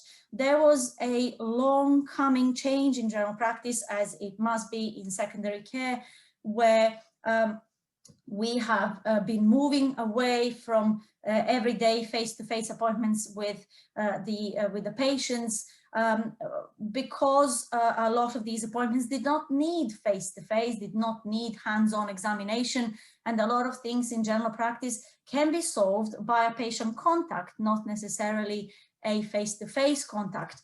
I have put a slide here that shows a trend before COVID, where you can see that in 1995, for example, the appointments, there was an 86% of all consultations of all appointments actually happened within the surgery, where in 2008, well before COVID, that number has reduced in favor of particularly telephone consultations. So when we talk about telephone consultations and non-face-to-face appointments, these are the changes that have already taken some hold in general practice way before COVID, albeit much more rapid in COVID times. This is another similar slide which shows the comparison of GP consultations, be it surgery or telephone consultations. And you can see in 95, there was still a lot of consultations that were done by telephone, but there were less. And in 2004, telephone consultations were already ahead of the face-to-face consultations. So another point I'm trying to make that although a lot of appointments now are telephone, this is not a new thing. This was changed in the making. It was just accelerated enormously by this precedented time of world epidemic. The appointments and the type of appointments or urgency of appointments has changed, and that has changed a lot. Now most appointments, our appointments are on-the-day appointments. And this is for a simple reason that it is rather difficult to or worrying to keep some patients waiting for 2 or 3 weeks like we used to, where hospital service is under such strain and patients are trying not to present, making them vulnerable, making some of them vulnerable of presenting rather late. Therefore, everybody that calls on the day gets a contact with a GP on the day. This is mainly to triage them and to separate the ones that actually do need to be seen and looked at from the ones that are not. And within at least our practice, patients' response to this is, and feedback to this is rather positive, because instead of waiting 2 or 3 weeks worrying about their symptoms, they get at least a quick rundown and quick information on what is this worrying or not on the same day. I do have a slide with regards to skill mix in the surgery. I wanted to mention this because a lot of people these days, or just before COVID, were worried if they're not seen by GP themselves, if they're seen by a different member of team. Now, this is also not a COVID change, although COVID made it much quicker and much more aggressive, and a lot of people worry about this change. But skill mix in the surgery was also a long awaited change, and change that has happened over time. What I mean by skill mix is that a different mix of different clinicians within one team that can see the patients.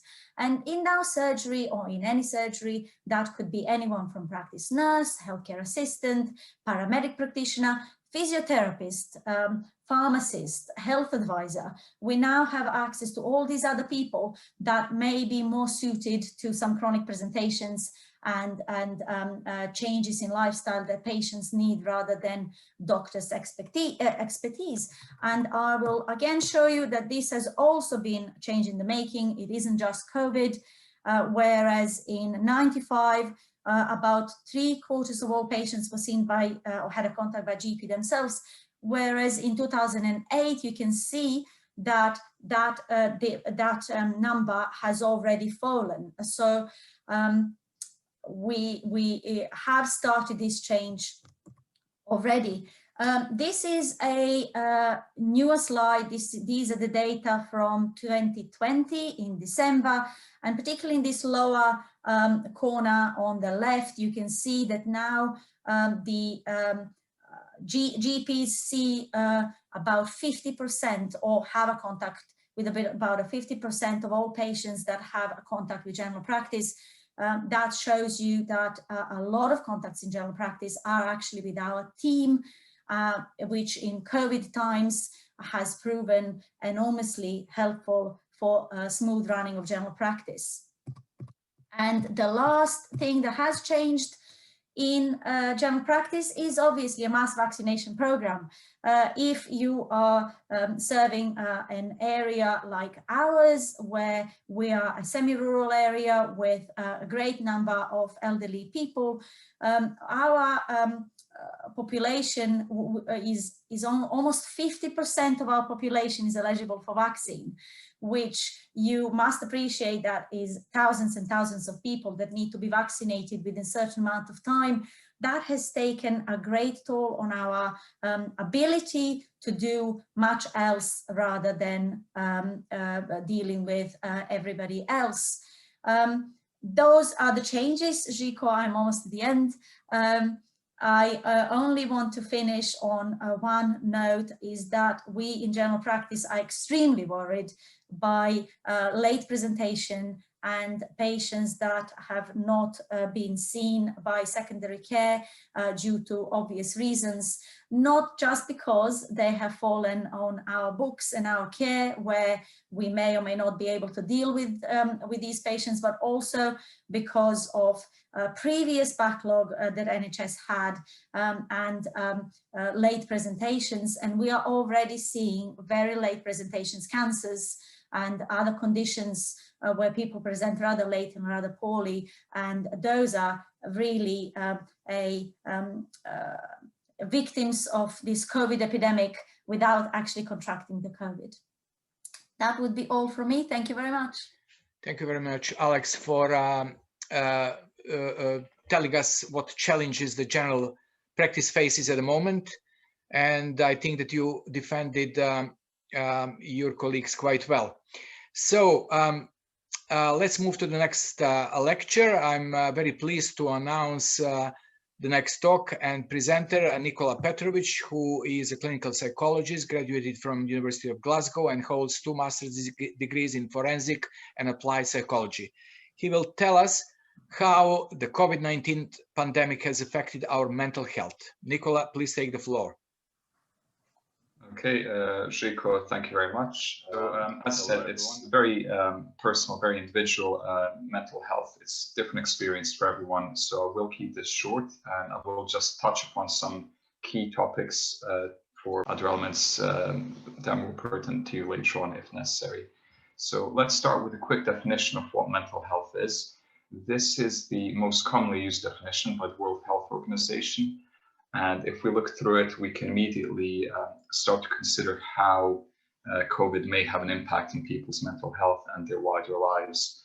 So, for example, many people have found their abilities constrained by the virus, by the changes imposed by lockdowns, a reduction in the variety of activities we can do, workplace changes that may have occurred, as well as lifestyle and wider social changes. Our interactions with our communities, families, and friends have changed. For a lot of us, we're seeing people a lot less, while at the same time, intensity of interactions with people within our households may have become a lot more dramatic, and that could lead to other tensions and stress factors. There's additional stress brought about by the virus itself, which is invisible and can linger on some surfaces. So again, that can increase anxiety and worry, and erode our resilience over time. So moving on to some of the common mental health consequences of COVID-19, one of the most commonly cited ones in research has been fear and worry, and in a more clinical sense that would go on to being anxiety. A lot of people are worried about themselves or significant others catching COVID, but as a lot of the presentations have already shown, there is a lot that you can do personally to try and reduce your risk of COVID. So following government guidelines on hand hygiene, on social distancing, on wearing masks has been shown to be very effective. And these are good things that you can remind yourself that COVID is unlikely to, factor in your life if you take as many precautions as you possibly can.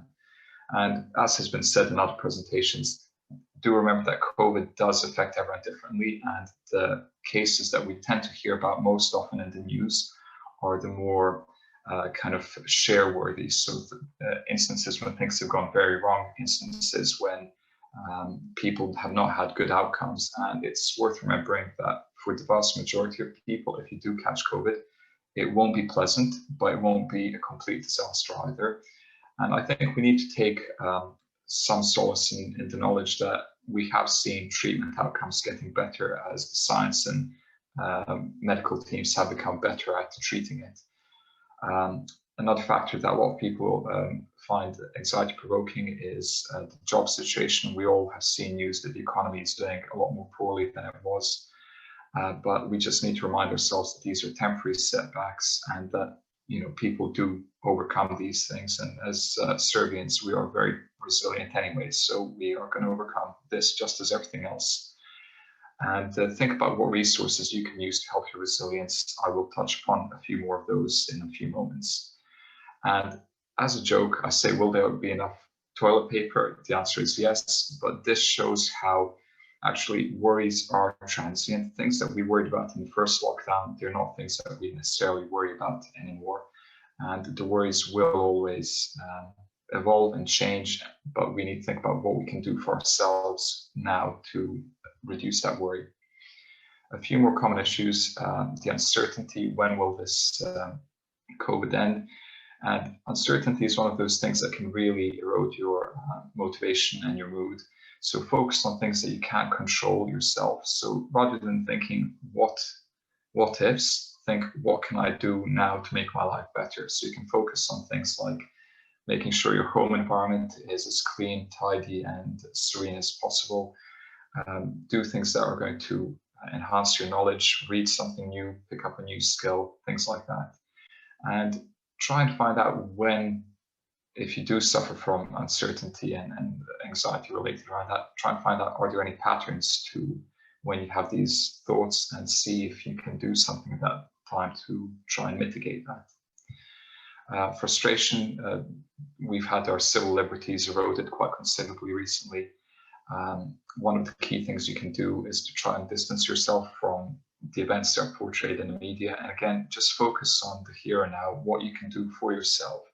Because actually, rather than focusing on stuff that you cannot do anymore, it's about finding things that you can do now that can be helpful and reduce effects of boredom and things. And the fatigue from lockdowns, again, this ties in with the boredom. If we think about our usual lives, for most people, they're very different now. Previously, we might have gone to fitness classes, we might have had more meetings with colleagues at work, we might have had days out, shopping trips, things like that. And during lockdown, if your days start to feel a bit monotonous, a bit repetitive, it can affect your sleep, it can make you feel lacking motivation. So it's important, for example, pick up a book, learn a new recipe, find structure for your spare time, even if that means just making a schedule for yourself at the start of the day that you can try and stick to. So this slide is just the effect on healthcare professionals, but it is very generalizable to a lot of other professions. So if you're doing another job, a lot of these findings will be very similar. The British Medical Association polled 16,000 responding doctors last year, and they found 28% felt more stressed. This was towards the start of the pandemic. And a lot of them felt more anxious and depressed as well. And they just ascertained that the pandemic has exacerbated existing underlying stressors. And it is worth remembering that actually there has been a lot of stress from reassignments of work, changing workloads, less time to deal with setbacks, less supportness potentially from colleagues, and just having to be more individual and more alone with a lot of the things which can be very stressful and difficult to deal with. This is an issue because there are very significant clinical risks of poor mental health. So a longitudinal study over time that was conducted recently found that UK mental distress was higher than expected, especially in young people and women in families with children. So that's a very broad spectrum of people that are suffering worse mental health than prior to the pandemic. And the Office of National Statistics found that 69% of adults were very worried about the effect of COVID-19 on their lives. And as we mentioned before, the most common issues were worry about the future, stress and anxiety, and boredom. So the most important thing to realize is that even though this is a mental health difficulty, patients with a recent diagnosis of mental disorder were found to have significantly higher risk of COVID-19 infection as compared to patients without mental disorders, and have worse outcomes in terms of hospitalization and death. This study was actually done in the United States, and it was done through looking at admissions and comorbidities. So it may not be fully generalizable to the UK, but it does indicate that there might be further research that needs doing into the links of mental health and resilience and how this might affect your COVID outcomes should you get it. So what can you do to help yourself? This is the kind of bit I guess we all want to know more about, and this is where I kind of have to rush through it a bit. So identify the positives. I think it's far too easy in this day and age to get swept up in all the negative media and to kind of feel downtrodden by all of the things that are going on. So it's important to sometimes sit down and think about what you're good at, what makes you a good person. This will be very hard if you do have anxiety or stress or depression or low mood, even if it's not at clinical threshold levels. So it is important to seek appropriate support for this if you do feel that you need it. And it's also worth pointing out that there are lots of online resources that you can access either through the NHS website or Samaritans or any number of charitable organizations. It's also good to think about what you're thankful for. It's easy to lose sight of the fact that we are quite privileged to be living in a country where we do still have a really good healthcare system, even though it's functioning a bit differently than it used to, and things are a bit more stretched than they were. We still have, you know, good accommodation, good housing, fairly safe environment to be in. And it's also worth pointing out that too much news can be unhelpful. Research has shown time and again that too much time spent on media, whatever kind of media it might be, whether it's tabloids, newspapers, social media, it can be unhelpful, because the most clicked, liked, reshared stories tend to be the ones about disaster and things going wrong. And if you live in a world whereby you're reinforcing your negative attitudes, negative self-beliefs with negative media, it will in all likelihood lead to worse mental health for you as well. So another useful thing about social media, however, is you can stay connected with people virtually. Online activities with other people are available. For example, even through Zoom, you can play virtual games with other people like Pictionary. And this can help you feel more valued as well by helping other people who might be in need. So always look for things that you can do that are in your control and that you can do to help other people as well as yourself. Discovering new hobbies or rediscovering old ones. Now is a prime time to, you know, instead of saying, well, I can't go to the pub, think what else you would have wanted to do previously, but you maybe never had time to. Now is the time to try some new things. And again, just help with that motivation and focus. Try and create structure in your own life, and try and find things that you can do right now that will not only help you reduce time spent worrying and ruminating about things that make you stressed, but it can also lead to positive changes in your life. Lastly, looking after each other. It's important that we communicate. A lot of people, when they're feeling down, they shut down and they don't talk to anyone. But actually, the best thing you can do is, rather than hoping to be noticed, that someone might notice your distress, it's important to say to someone, hey, I'm not feeling great. COVID's really got me down. If nothing else, it allows you to vent. But the better thing about verbal communication is it cannot be ambiguous. It will be something that's very clear to everyone around you. Be aware that COVID affects everyone differently and at different times. Be more tolerant of others and yourself. Make time to reflect on and learn from experiences. Try and find the positive as best as you can in all things that you do. And just for the staff out there, one last recommendation: actively monitoring. That can be done yourself. You can monitor yourself, you can monitor others, and you can definitely monitor your colleagues. So that's a really short whistle-stop tour of impact of COVID-19 on mental health. I look forward to any questions that you may have at the end of the session. Thank you very much. Nikola, thank you very much for this. I already feel better by knowing these guidelines that you suggested. We will be moving now to the last lecture of the day, and it may be quite intriguing for everyone. Marko Kerac, public health consultant and associate professor and program director at London School of Hygiene and Tropical Medicine, will deliver a lecture on myths and truths about COVID-19 pandemic. Thank you. Marko, take the floor. Thank you. Žika, thank you very much. I want to say hello. I'm afraid I'm suffering from a slightly slow internet, so we're going to go with a recorded version of this, our plan B. But I just wanted to quickly put my camera on to show that I am real, I am here. And that's important. Great. Because lots of social media isn't necessarily. So thank you very much. And thank you very much, Ivan, for hosting this. And because of the speed, I'll just turn my camera off, but we'll be around to answer questions. Great. Thank you. Good afternoon. Dobar dan. Thank you, Žika, our president. Thank you, friends and colleagues at the British Serbian Medical Association. And thank you to you, our audience, for joining us to discuss these important issues around COVID-19.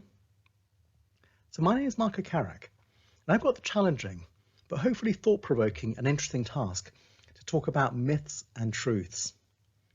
To give you some idea of my background, I'm a paediatrician and public health doctor by background, so I finished my specialist training in public health, but I don't currently work in these areas, which is why they're in blue. What I do is work at the London School of Hygiene and Tropical Medicine, where I'm associate professor and program director for the nutrition MSc. And we spend lots of time thinking about communication, thinking about evidence, thinking about improved global health. The objectives for this session are to learn from COVID-19 and be better prepared for future global health challenges. I want to show how misinformation spreads and why it matters. I want to highlight 5 common red flags for misinformation and to identify 3 ways forward. And just to emphasize now that I won't be distinguishing between misinformation and disinformation, but that's one we can discuss if people like afterwards. So early on in my career, I had the big privilege of spending time working in Malawi, this beautiful country in sub-Saharan Africa, which had a beautiful lake, beautiful scenery, amazing tea coffee, but sadly not the most amazing advertising regulations in the world. And look, of course, coffee improves mental performance. Of course, it improves alertness, but it's much more of a stretch to claim that it also reduces the risk of diabetes, Parkinson's and colds. But the bottom line is, for coffee, does it really matter? In a different context, it does really matter. So this was a nutrition ward where I worked, where we were developing and testing improved treatments for severe malnutrition in children. And sadly, this ward had a very high mortality rate. So because kids were very sick, to have 1, 2, 3, 4 deaths a day was sadly not uncommon. And what was particularly hard to deal with was when some of these deaths were due to misinformation, snake oil cures that people had been told about in the community and resulted in late presentation and kids being very sick when they arrived and ultimately not making it. So this was the height of debates about HIV. So there were some scientists like Peter Duisberg, shown here, who didn't believe that HIV was the cause of AIDS. He convinced key people like Thabo Mbeki, president of South Africa at the time. And what happened, the bottom line is that over just a 5-year period, feasible and timely antiretroviral treatment wasn't implemented, resulting in almost 1/3 lives lost, 35,000 infants born with HIV. But why did this happen? Well, in many ways, similar things now. So even though he was a good scientist, he started selectively reading the literature. He started dismissing contradictory evidence. He started requiring impossibly definitive proof and dismissing outright studies marked by inconsequential weakness. Fast forward October 2020, and conspiracy theories, alternate explanations, very prevalent especially in the Balkans, and there's a whole range and variety of them. And what's really important here is that these don't occur because people aren't educated. They don't occur because people aren't smart, because they can't filter information. They occur because these are times of anxiety and uncertainty. They occur because of low trust in the system, low trust in official explanations. And what they offer is an emotionally satisfying narrative.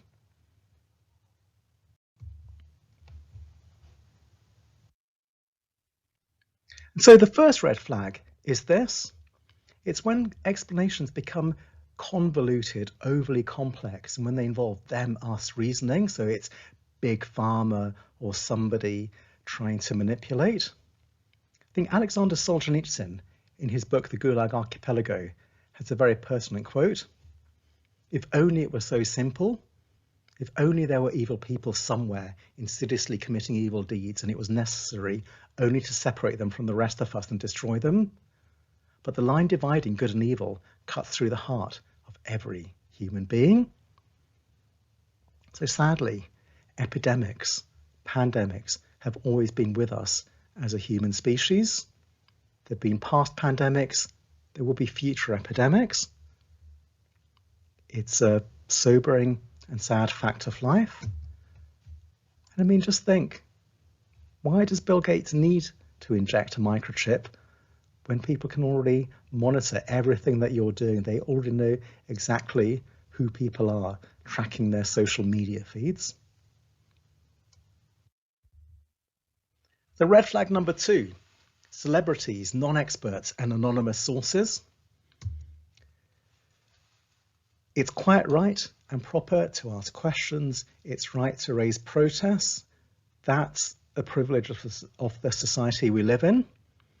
What's much more open to question is how do you do that? And one of the ironies of these protests are that they make the probability of lockdowns much worse rather than better.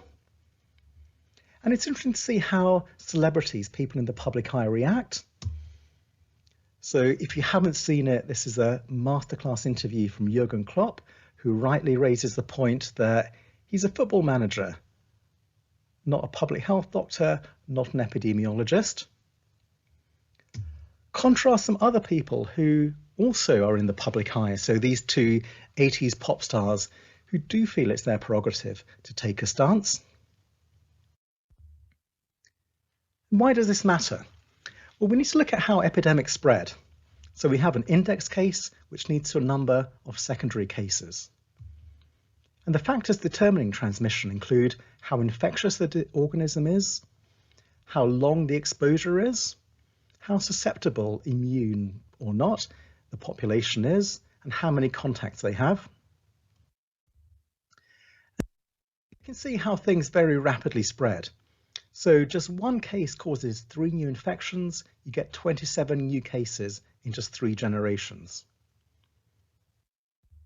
And applying that to misinformation. So if we have one person tweeting to 3 followers versus somebody else tweeting to 5, that very quickly adds up. And even if all the subsequent followers have exactly 3, just that initial difference between 3 versus 5 over 12 generations adds up to 1 million more people reached. So you can see why misinformation spreads. And it spreads fast because even aged, out-of-date 1980s pop stars have a following of 28,000, which is quite small for social media. In contrast, a celebrity in the global health world, Professor Peter Piot, our director, co-discoverer of Ebola, first director of UN AIDS, doesn't have a personal Twitter account. His wife, Professor Heidi Larson, another incredible scientist who's written a brilliant book, by the way, which is well worth a read. She has a pretty big following for an academic, but even then it's only 5,000 followers. So think about the difference in reach, 28,000 versus 5,000. So there are some stars arising in the science side. So 122,000 for another must-read book and must-read media account. But again, really tiny compared to the following of many celebrities. So how to deal with this? So ask yourself, are they real? So sadly, there are a huge number of bots churning out a huge amount of misinformation these days. If they are real, might they have an agenda? For example, political or financial gain? What's their track record like? So here's an example of a media pundit who in October was claiming that the prediction of 200 deaths per day wasn't very honest. A few months later, 1,200 deaths per day. And also think, are they too confident? So one of the things that I most notice in my MSc students and also in senior professors is that the best ones, the wisest ones, actually spend most time asking questions and listening and admitting uncertainty rather than being overly confident. If you haven't heard of the Dunning-Kruger Club, look it up. Sadly growing rapidly in membership these days. So red flag number 3 is an appeal from isolated experts. So I think lots of people have heard about videos like Plandemic. And look, again, it's really important to say that this is how science works and how it should work. People should challenge the official narrative. People should pose alternate explanations. But it's really important to know is that's just the beginning. So you don't stop there. You need to then back it up with evidence, with initially reports, then with stronger and stronger studies. So the gold standard study is a randomized controlled trial. And it's not even one randomized controlled trial that makes a difference. You should think about multiple trials in multiple settings using multiple different populations that tell a consistent story. So think about, what level of evidence is this on? Is this just an expert claiming something, or is it backed up by something more solid? And does it fit the overall body of evidence? And are they the experts in this topic? And just to urge everybody to be especially aware of experts working as lone wolves. So that's just not how science works increasingly. People work in groups, bringing together different perspectives, different professional scientific backgrounds, from the quantitative to the qualitative. So think about groups working together, much more likely to produce a robust and true response. Miracle cures. So we've seen lots of them. We've seen bleach, we've seen hydroxychloroquine, we've seen all kinds of nutritional claims. And the bottom line here is that extraordinary claims require extraordinary evidence. So how to deal with this one? So ask yourself, is the study design robust? Is it peer reviewed? So is the data available? Because that's what science requests now, that the raw data should be available for scrutiny. Has the project been replicated? Does it fit other evidence? And is there a plausible mechanism? And above all, is this just an association, or might it in fact be causal? And among the many great resources you've got to look at is this one. So this is PubMed, which is the global repository of scientific research. So you can type in your search, it's free to access. You can see all the raw papers, but you can also see the reviews, those synthesized summaries of all research that's been published, because it's just impossible to see everything. And here's an interesting story. So from just last week, lots of discussion about vitamin D and why was it being downplayed. And so people got very excited about this randomized controlled trial, and nobody more so than politicians, who highlighted it as a very important study, incredibly clear findings, 80% reduction in need for intensive care and 60% reduction in deaths. Short while later, people who actually read the details started spotting some holes. So in the first one is, this isn't a peer-reviewed study. This is an initial report which hasn't been through that scrutiny process. The first thing that people spotted was that actually it wasn't a randomized trial at all. It was a much weaker, less robust study design. And a few days later, other methodological problems started coming out, and the paper retracted being investigated. And it's really important to remember that vitamin D, we just don't know whether it does or doesn't prevent or treat coronavirus at present. So we need more research. There's more research being done, but it's important to take it, and there are lots of many other reasons to take it, and it is currently recommended. Confirmation bias, another red flag. So again, lots of people got very excited about this study, the Denmark mask study, which showed no statistically significant effect. But just think about it. So am I trying to confirm or refute my personal biases? And it's really critical to be aware that social media feed you what you want to hear. So if you find this a good evidence against wearing masks, check out what the authors actually say. Check out a commentary on the study, what it actually means. So are you reading and understanding beyond the headline? And think about what other evidence, what new evidence might change your mind. So ways forward.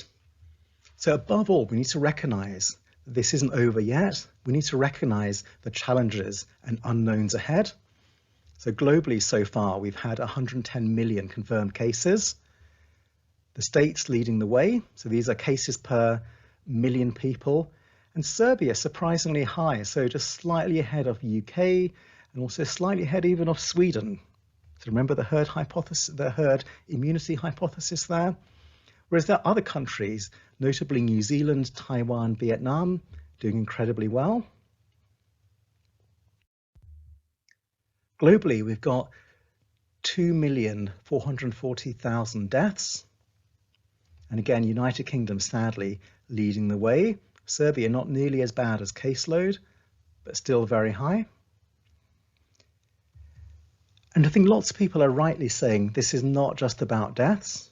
But one thing that we haven't really understood and are yet to really get to grips with is, what about the burden of disease of long COVID? So how many does that really affect? How long is long?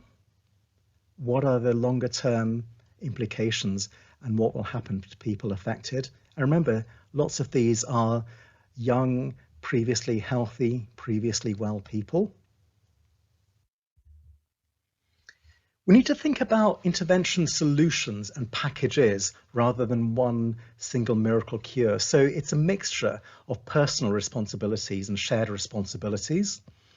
And I find this Swiss cheese model really helpful because it highlights that it's not just about physical distancing, it's not just about masks, it's not just about ventilation. It's when you put all of these together that they work. So each of them have holes, and that can be quite confusing in the same way as you can say, well, seatbelts don't work, because I know somebody who wore a seatbelt and still died in a road traffic accident. So none of these are perfect at preventing spread, but all of them put together in packages is what's needed to move forward. We need to recognize that there are different intensities of intervention, and sometimes it's fine to just monitor the situation. Sometimes it's fine to provide just information. Other times you need to enable, guide, or even in rare circumstances, restrict choice. And this all depends on a number of factors. So it depends on the short and long-term risks and benefits, and it depends on this balance between individual freedoms and societal freedoms. And again, reflect on many things, that we're not lone individuals living in society. Things also affect others. So number 3, play your part and your quest. Questions. So ask them, be skeptical. It's really critical to raise questions and demand explanations, but beware inert, beware of being anti, just because that's the default position. Think about the evidence. Is it high quality? Is it peer reviewed? Could it in fact be just association rather than causation? Think about the source. Is it named, open and trusted? So here are a number of sources which I found particularly helpful to look into, and given the day-to-day, important to also flag that the social media manager at the World Health Organization is Serbian, and she has an excellent account to follow. And finally, think about others and the impact of what you do. Quest. So play your part, your quest, because it affects others too. The Patriarch Bartholomew has very harsh, very thought-provoking words. Whoever does not love man cannot love God. They are indifferent to the protection of fellow human beings. The rejection of the mask and all precautionary measures does not arise simply from ignorance, but from the necrosis of love. So this is Typhoid Mary, a cook at the turn of the century in New York, who, because she herself didn't have symptoms, refused to believe that she could be infecting others with typhoid, and yet she did, and people died because of her and because of her attitude. So I just wonder whether in future there will be similar COVID Carls or COVID Carlas. Do we really want to be in the UK shut down in these repeated cycles, taking too little action too late? Should we be looking to the success stories, countries which took sharp, strict, decisive action, and who because of that are living much different, much freer lives? The barbecue, no masks, no distancing, no need, because of good control in New Zealand. And similarly, crowds able to attend the Australian Open. Which kind of world do we want? So in summary, misinformation spreads fast and costs lives. Secondly, be alert to misinformation red flags. And these include convoluted, contradictory, them-us explanations, Occam's razor. They include appeals from non-experts, celebrities, and anonymous sources. They include appeals from isolated experts and scientific gurus. They include miracle cures, which confuse association with causation. And they include confirmation bias. And think about ways forward. So we need to recognize the challenges ahead. We need to recognize the need for solutions and packages of measures. And all of us need to think about our personal quest.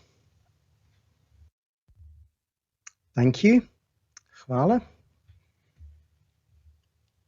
Marko, thank you very much for this fascinating and very illustrative lecture. A right one for the final one of our session. You brought some very nice philosophical and ethical finesse into this very intriguing topic. Thank you very much, all of you who have been patient and stayed with us till the end. So we are half an hour overrun. We have, let's say, half an hour for our questions. And I believe in view of how many we've got there, I think we'll be able to answer most of those. So I would go into the chat box. I looked them already. And I will ask from the top. Start from the top. As I said, we'll answer to them as they came in. So please, all lecturers, get your microphones on, because I will just direct questions to everyone. So could someone take on the question why UK had so many deaths, one of the highest, if not the highest in the world, compared to the size of the population? Would someone like to answer that? I can try to do that. I'm not sure I'll be very efficient, so I'll appreciate any kind of help that can come from the panel. I think there were problems with the hesitance of a government to put efficient measures in place, trying to balance between the effect of economy that might have and the effect on the infection spread. And in that hesitance, the opportunities were missed, and the decision on measures was made based on scientific evidence, but that doesn't mean that scientific evidence every time directly got translated into the actual measures. You have to keep in mind that density of population in the UK is huge in comparison with Serbia. So people are packed on the top of each other here, especially in the cities. And that makes the measures of infection control more challenging to implement. Then you have things like obesity. UK is second fattest nation in Europe after Hungary. So obesity has additional implications onto susceptibility to worst outcome and mortality from COVID. Via type 2 diabetes, and not only that. Those are the reasons, to my mind, that I can foresee why the mortality and the outcomes of COVID were so much higher in a developed country as UK is considered to be. I will add up on that, if I'm allowed. Yes. So I think that's a very good reason. So there were a lot of uncertainty with decisions maybe late a bit, but not to that extent to explain everything what happened in the UK. Also, I would say we failed miserably with care homes, which were, deathbeds. So many people died there. We were late with that and didn't protect them properly. It was a very high proportion of deaths in care homes elsewhere, but I think we were, quite bad with protecting them.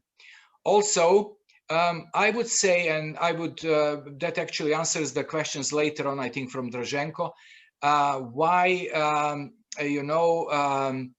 why some ethnic groups have had such a high mortality as well.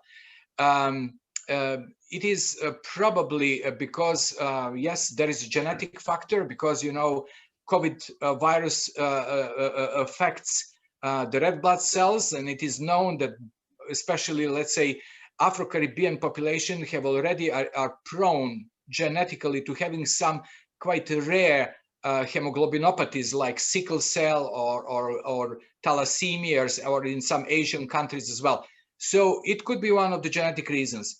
And why is it happening more here in the UK and not in their countries of origin? Well, by moving to these countries, they have improved their living standards, and they've become, as Anna said, you know, as obese as anyone else, and they have changed their eating habits. So it is, you know, like a common sense explanation which could maybe answer that. Also, it is the way how we count the deaths from COVID-19. You know, you can't compare the Anglo-Saxon precision in counting every single death, or maybe over counting the deaths. There were probably many deaths attributed to COVID-19 which they shouldn't. And we read daily about that in the papers. You know, old people just die of everything else, of their chronic diseases, and we attribute COVID-19 as a cause of death. So we are overeating it. I strongly believe in that.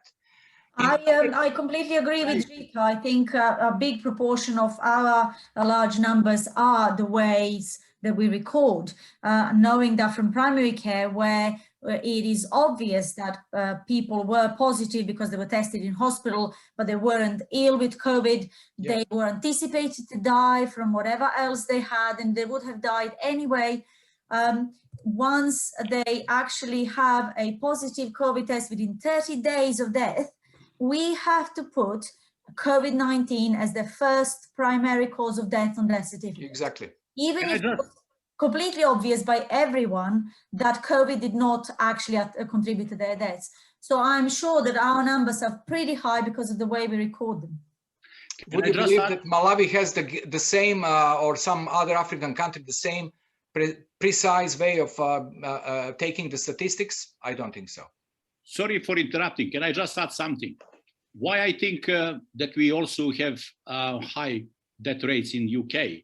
It's probably because of that message, stay at home and away from hospital. Because we know the mentality of people who live in UK are actually quite strict with respecting government's policies. And therefore, I believe some of them stay at home. And we also, on another side, know that your patient is actually COVID affected, can rapidly decline in clinical picture, and then there is no return to back. So another point which you raised, Žika, and I agree with you, probably UK has again mentality to over-recording something in order to make the data available. And on the front door, as I already pointed out, we have very significant decline in admission with a patient who have a myocardial infarction. And new data just this month coming from French health authorities reporting 24% decrease in STEMI and 35% decrease in non-STEMI patient presenting in hospital. From this kind of cohort, you also have high risk, high mortality. Thank you. Thank you. Okay, let's move on. There are quite a lot of questions for Desa. I would say from the top, Alex Gynae, what about inhaled interferon? Desa, any? Yeah, I can say a few words about that, but maybe somebody else will like to contribute as well. So inhaled interferon is certainly something that has been thought of and used. I don't know if Ratko Đukanović is present, because he was involved in producing and setting up clinical trials for interferon beta. Mm-hmm. And that showed that it was quite useful previously for patients with asthma, etc., but also for patients with COVID and related problems. I was just recently discussing this with him because there was a publication that actually said if you inhale interferon, you will increase the expression of ACE2 receptors in the lungs. And that could make things worse. But then Ratko added that there are two types of ACE2 receptors. One is short, one is long. And the interferon actually induces increased expressions of the one that the virus does not use. Okay. So the conclusion is, yes, interferon beta is likely to be beneficial if inhaled, but I think that appropriate randomized double-blinded clinical trials are lacking. So we still don't have evidence. That was my reading, hence it was not mentioned in my talk. Yeah. That you know, we did not have the randomized control data as yet, hence well. Yeah. I was anticipating Marko's talk as well. But potentially could be very useful, yes, especially because recent research has shown that interferons seem to be really important, not just inhaled, but interferons as part of the first innate immune response. Okay, great, thanks. What about Nemanja? What about these? Alex asked about famotidine, ivermectin. I haven't heard of famotidine helping, but ivermectin definitely, it's quite popular. And some American even authors claim that it's, you know, make miracles. It's antiparasitic, isn't it? I'm not sure that I found much of the data to support it. Famotidine, I'm not aware that it works. It would be very much like giving ranitidine. There was at the beginning of COVID pandemic, say April, May, there was one of the candidate drugs to prevent adherence of the virus to the cell was a Japanese anti-peptic ulcer drug. I can't call the name any longer, but I presume that H2 blockers such as famotidine have followed up from there. To the best of my knowledge, there's no evidence. I fully agree with you. There is no evidence for that. Okay. I mean, yeah, it's anecdotal, so it is very much like some other things that were given in the beginning, such as azithromycin, and there was wishful thinking that it would work. It was azithromycin is an antibiotic. It is one of those antibiotics that are closely linked to erythromycin, so it will cover some of the chest pathology. However, if you give it to a person who has COVID chest infection rather than some other sort of chest infection, it does not work. Okay, fine. Desa, question for you from Marina about Chinese vaccines. So Sinopharm is quite available in Serbia, and you said it's made in traditional way by using the inactivated virus. So is there any further data or any comments about that? Yes, so if I may answer that question, and then a subsequent one by Julie Petko, it's about the different vaccines and how they compare. Yeah. So relating to the Chinese Sinopharm and Sinovac vaccines, yes, they are made in the traditional ways of inactivating the virus. These vaccines have been shown to be very efficient, and indeed Sinopharm as well has an efficiency of between 70 and 80%, according to data that I could find on the WHO website, because the problem is that it hasn't really been published in professional peer-reviewed journals. Okay. So I don't have the granular data for the Chinese vaccine. However, there is WHO website data. There is also evidence that it has been used vaccinating virtually the whole of the Middle East. So Turkey, Saudi Arabia, etc., etc. It is now also, I think, being negotiated in Africa. So it works. There are no major side effects. And I think maybe an important thing to remember is that it is to the whole virus. So all of these other vaccines that I mentioned are only to the spike protein. So only to the viral receptor. And that is why they can be so severely affected by mutations the virus can make precisely in this receptor. However, the vaccine to a whole virus will induce immunity to the whole virus. So it's much more difficult to have mutations that will then prove the vaccines to be inefficient.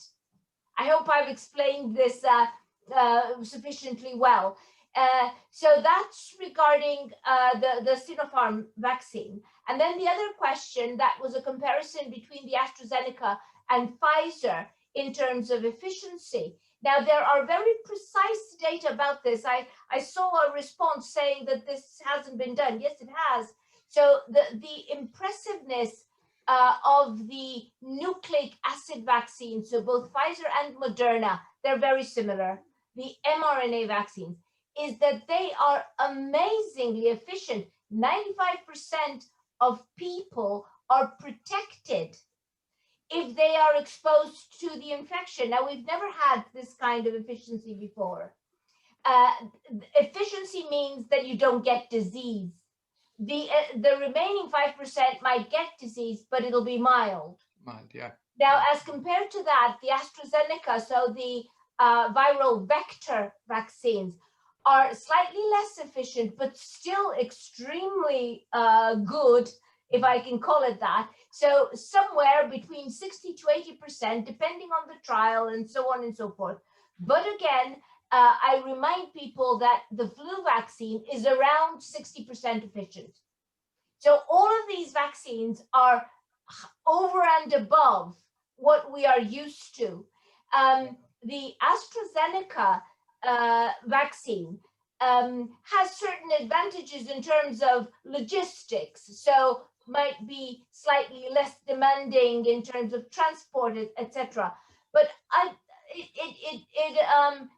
if you're comparing the vaccines in terms of their efficiency, then that might be less important. I think the downside for Pfizer and Moderna is that the stability of the RNA within the vaccine is so fragile that I've even read the instructions for administering the vaccine.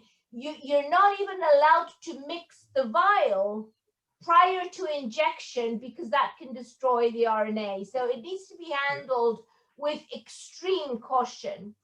But as far as the efficiency is concerned, I think that all the ones I've mentioned in my talk are definitely effective and work.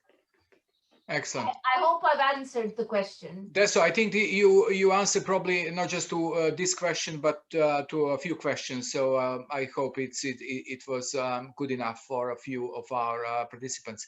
Okay, I'll just answer quickly personally to Dejan Đukić, who said that he cleared his COVID-19 last year with coamoxiclav and clarithromycin. I would say, as far as I remember, you are a young person. And I don't think that these two antibiotics actually cured or prevented your COVID. They were just, you just used them because everyone in Serbia or here likes antibiotics and you just took them. You would get the same result even without those. So they didn't help. They're not known to work for viral infections unless you have a co-infection with bacteria. There is some evidence for azithromycin and doxycycline that they have some antiviral properties. Yes, azithromycin, yes. This is not a major effect. Yeah, exactly. The doxycycline and the azithromycin in small doses actually work as anti-inflammatories. And we know in primary care, if you give someone very small dose of doxycycline, they actually work as anti-inflammatories in people with COPD. So it isn't their antibiotic property, but their anti-inflammatory property that helps in viral infections, I would say. Good point. Good point. Okay, why so many people in Serbia died when they got ventilator treatments? It's for me, I guess. Why so many in Serbia? I don't know. How many? I know that there was outcry that too many medical personnel died. I'm not sure about so many people in Serbia, and I spoke personally to a few consultant, two main anesthetists in Serbia who were treating in, COVID patients. I don't think that we are out of line in any respect. Yes, maybe medical personnel, doctors and nurses, and I did question this because it came, the information came to me. Well, the explanation probably was that we didn't have enough at the beginning of personal protective equipment, and probably it was our maybe nonchalant behavior, you know, with this pandemic. But I don't think that our doctors are less fit or more prone to COVID infection than anywhere else. So it is just a general attitude, or a bit of bad organization, or a lack of PPE at the beginning, although they claim they had it enough. I spoke to later an on. Italian colleague who was there, who was in Naples at the peak of Italian pandemic. Yeah. I actually spoke to two Italian colleagues. Both of them said that Italians retrospectively thought that their rather lax attitude towards PPE was at least part to blame. It was not only the lack of it, but, you know, there was a subpopulation that was hoping it won't get them if they go into the room with inadequate PPE.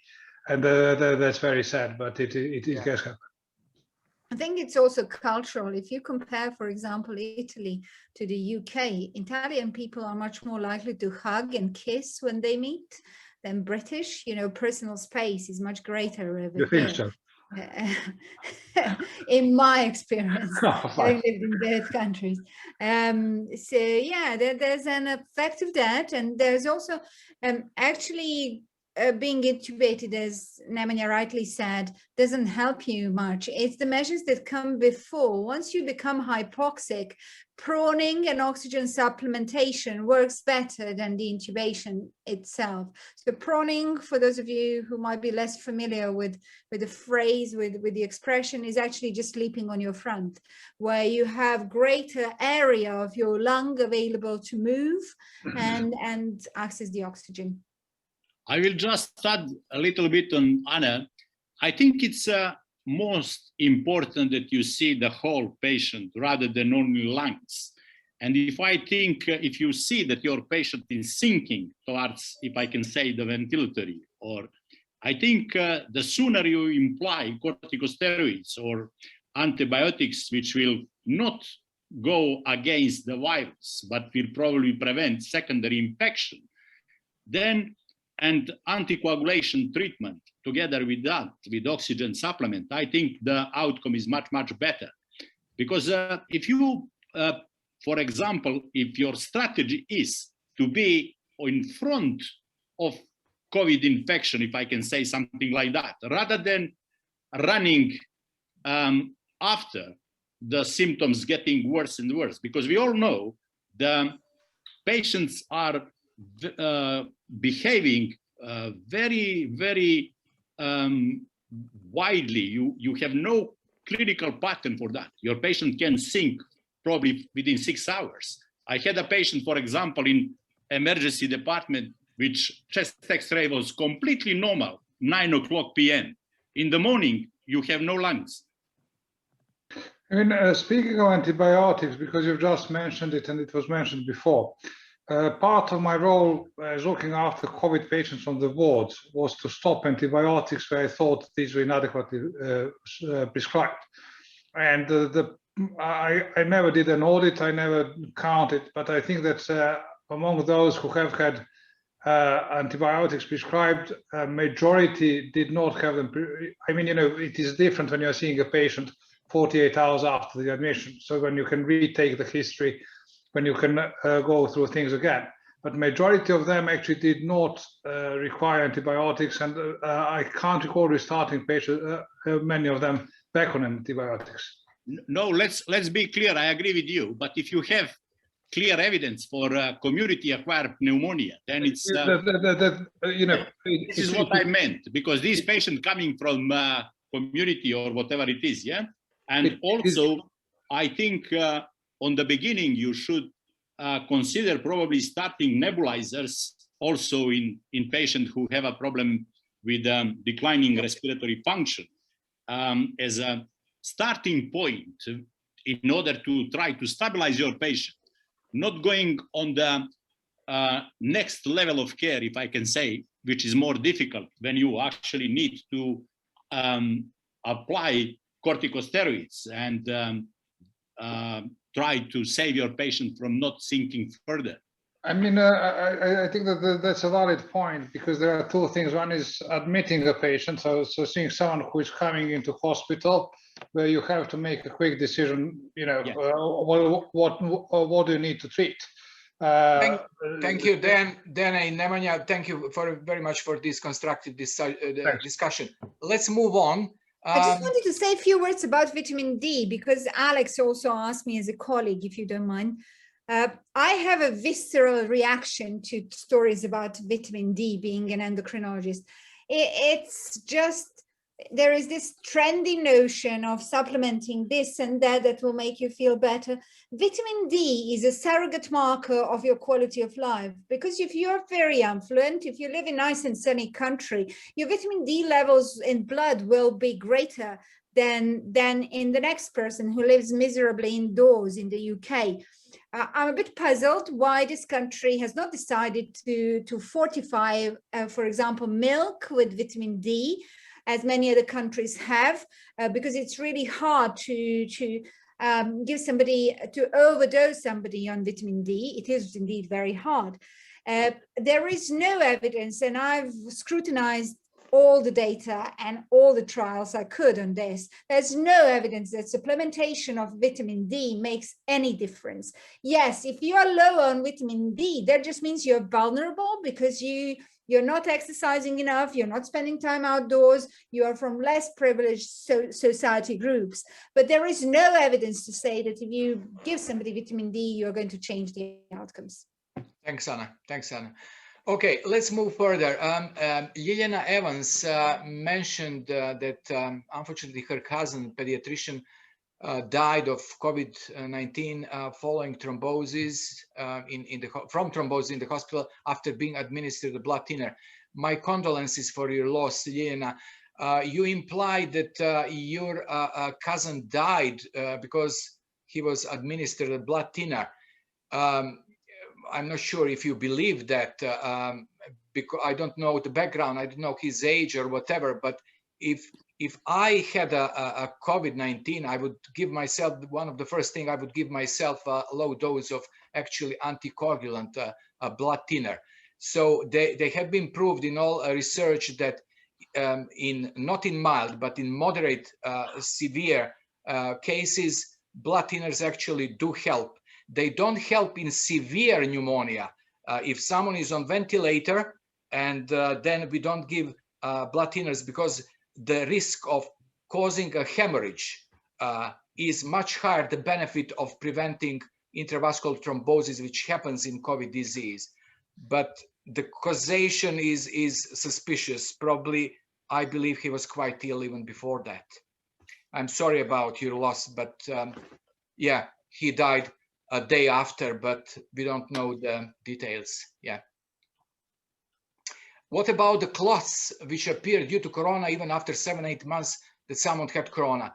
I don't know about that. It's we don't have enough knowledge about it, but I wouldn't think that something, maybe long COVID symptoms, but 7-8 months to have, I'm not sure that I could put my bet on that. I'm not sure that there is a body of data to support that as yet. It might come. Definitely. Definitely. It's too early to say something like that, but I can't exclude it. But we have a clear evidence in COVID-19 patients that actually there is a chronic increase from von Willebrand factor, which making the COVID prothrombotic. But the question, like you said, Žika, is we don't know how long. And for that reason, we have no answer how long patients should be on anticoagulation after COVID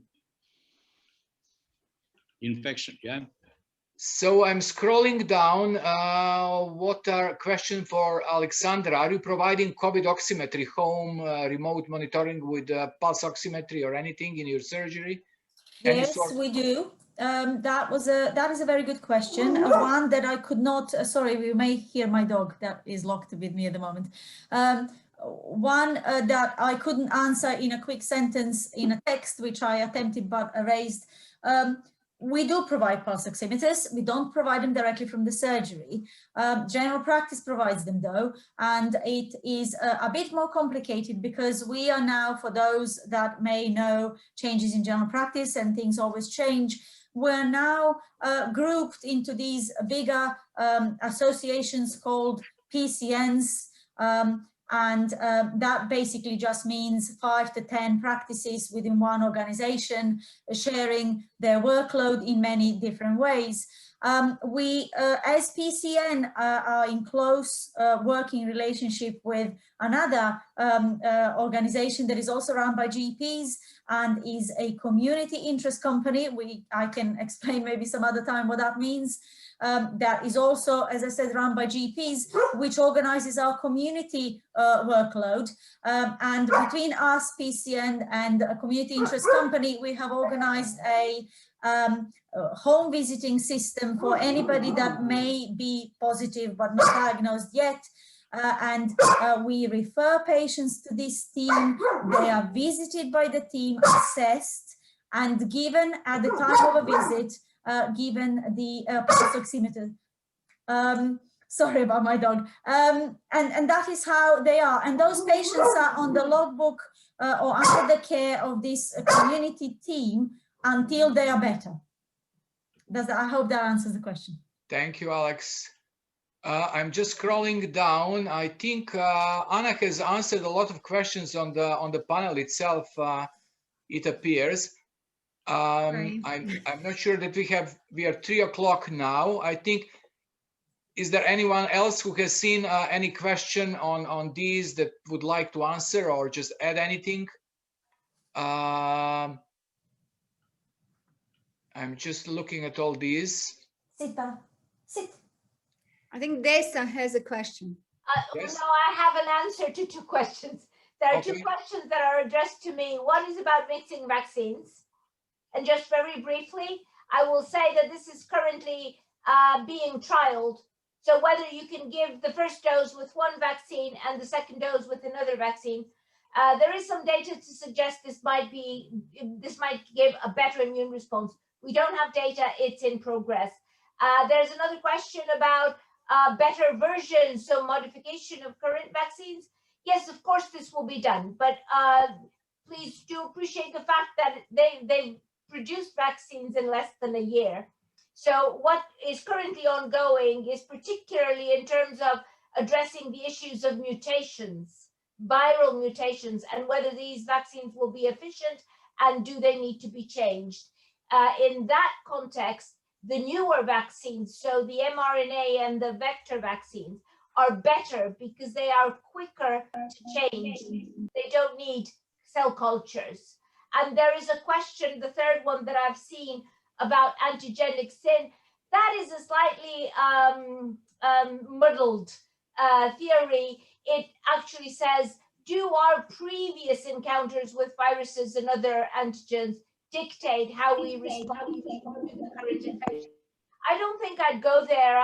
For the moment, I think that we are dealing with what we know the answers to. And there are several new hypotheses that might prove beneficial in that sense, not the antigenic sin one, but one called trained immunity, which I think might actually be really helpful. It is a suggestion that previous encounters with microorganisms such as mycobacteria, so tuberculosis, or vaccines to these microbes, such as BCG, might prime our immune system, our innate immune system, to respond much more efficiently and robustly. So thank you watch that. That's great. Space. Thank you very much, Desa. I would like to thank all the lecturers on their delivery and to all of 56 participants who stayed till the end. Thank you very much for attending. You will be able to watch this session on a YouTube channel. Thank you very much and goodbye. Bye. Bye. Thank you. Thank you. Goodbye.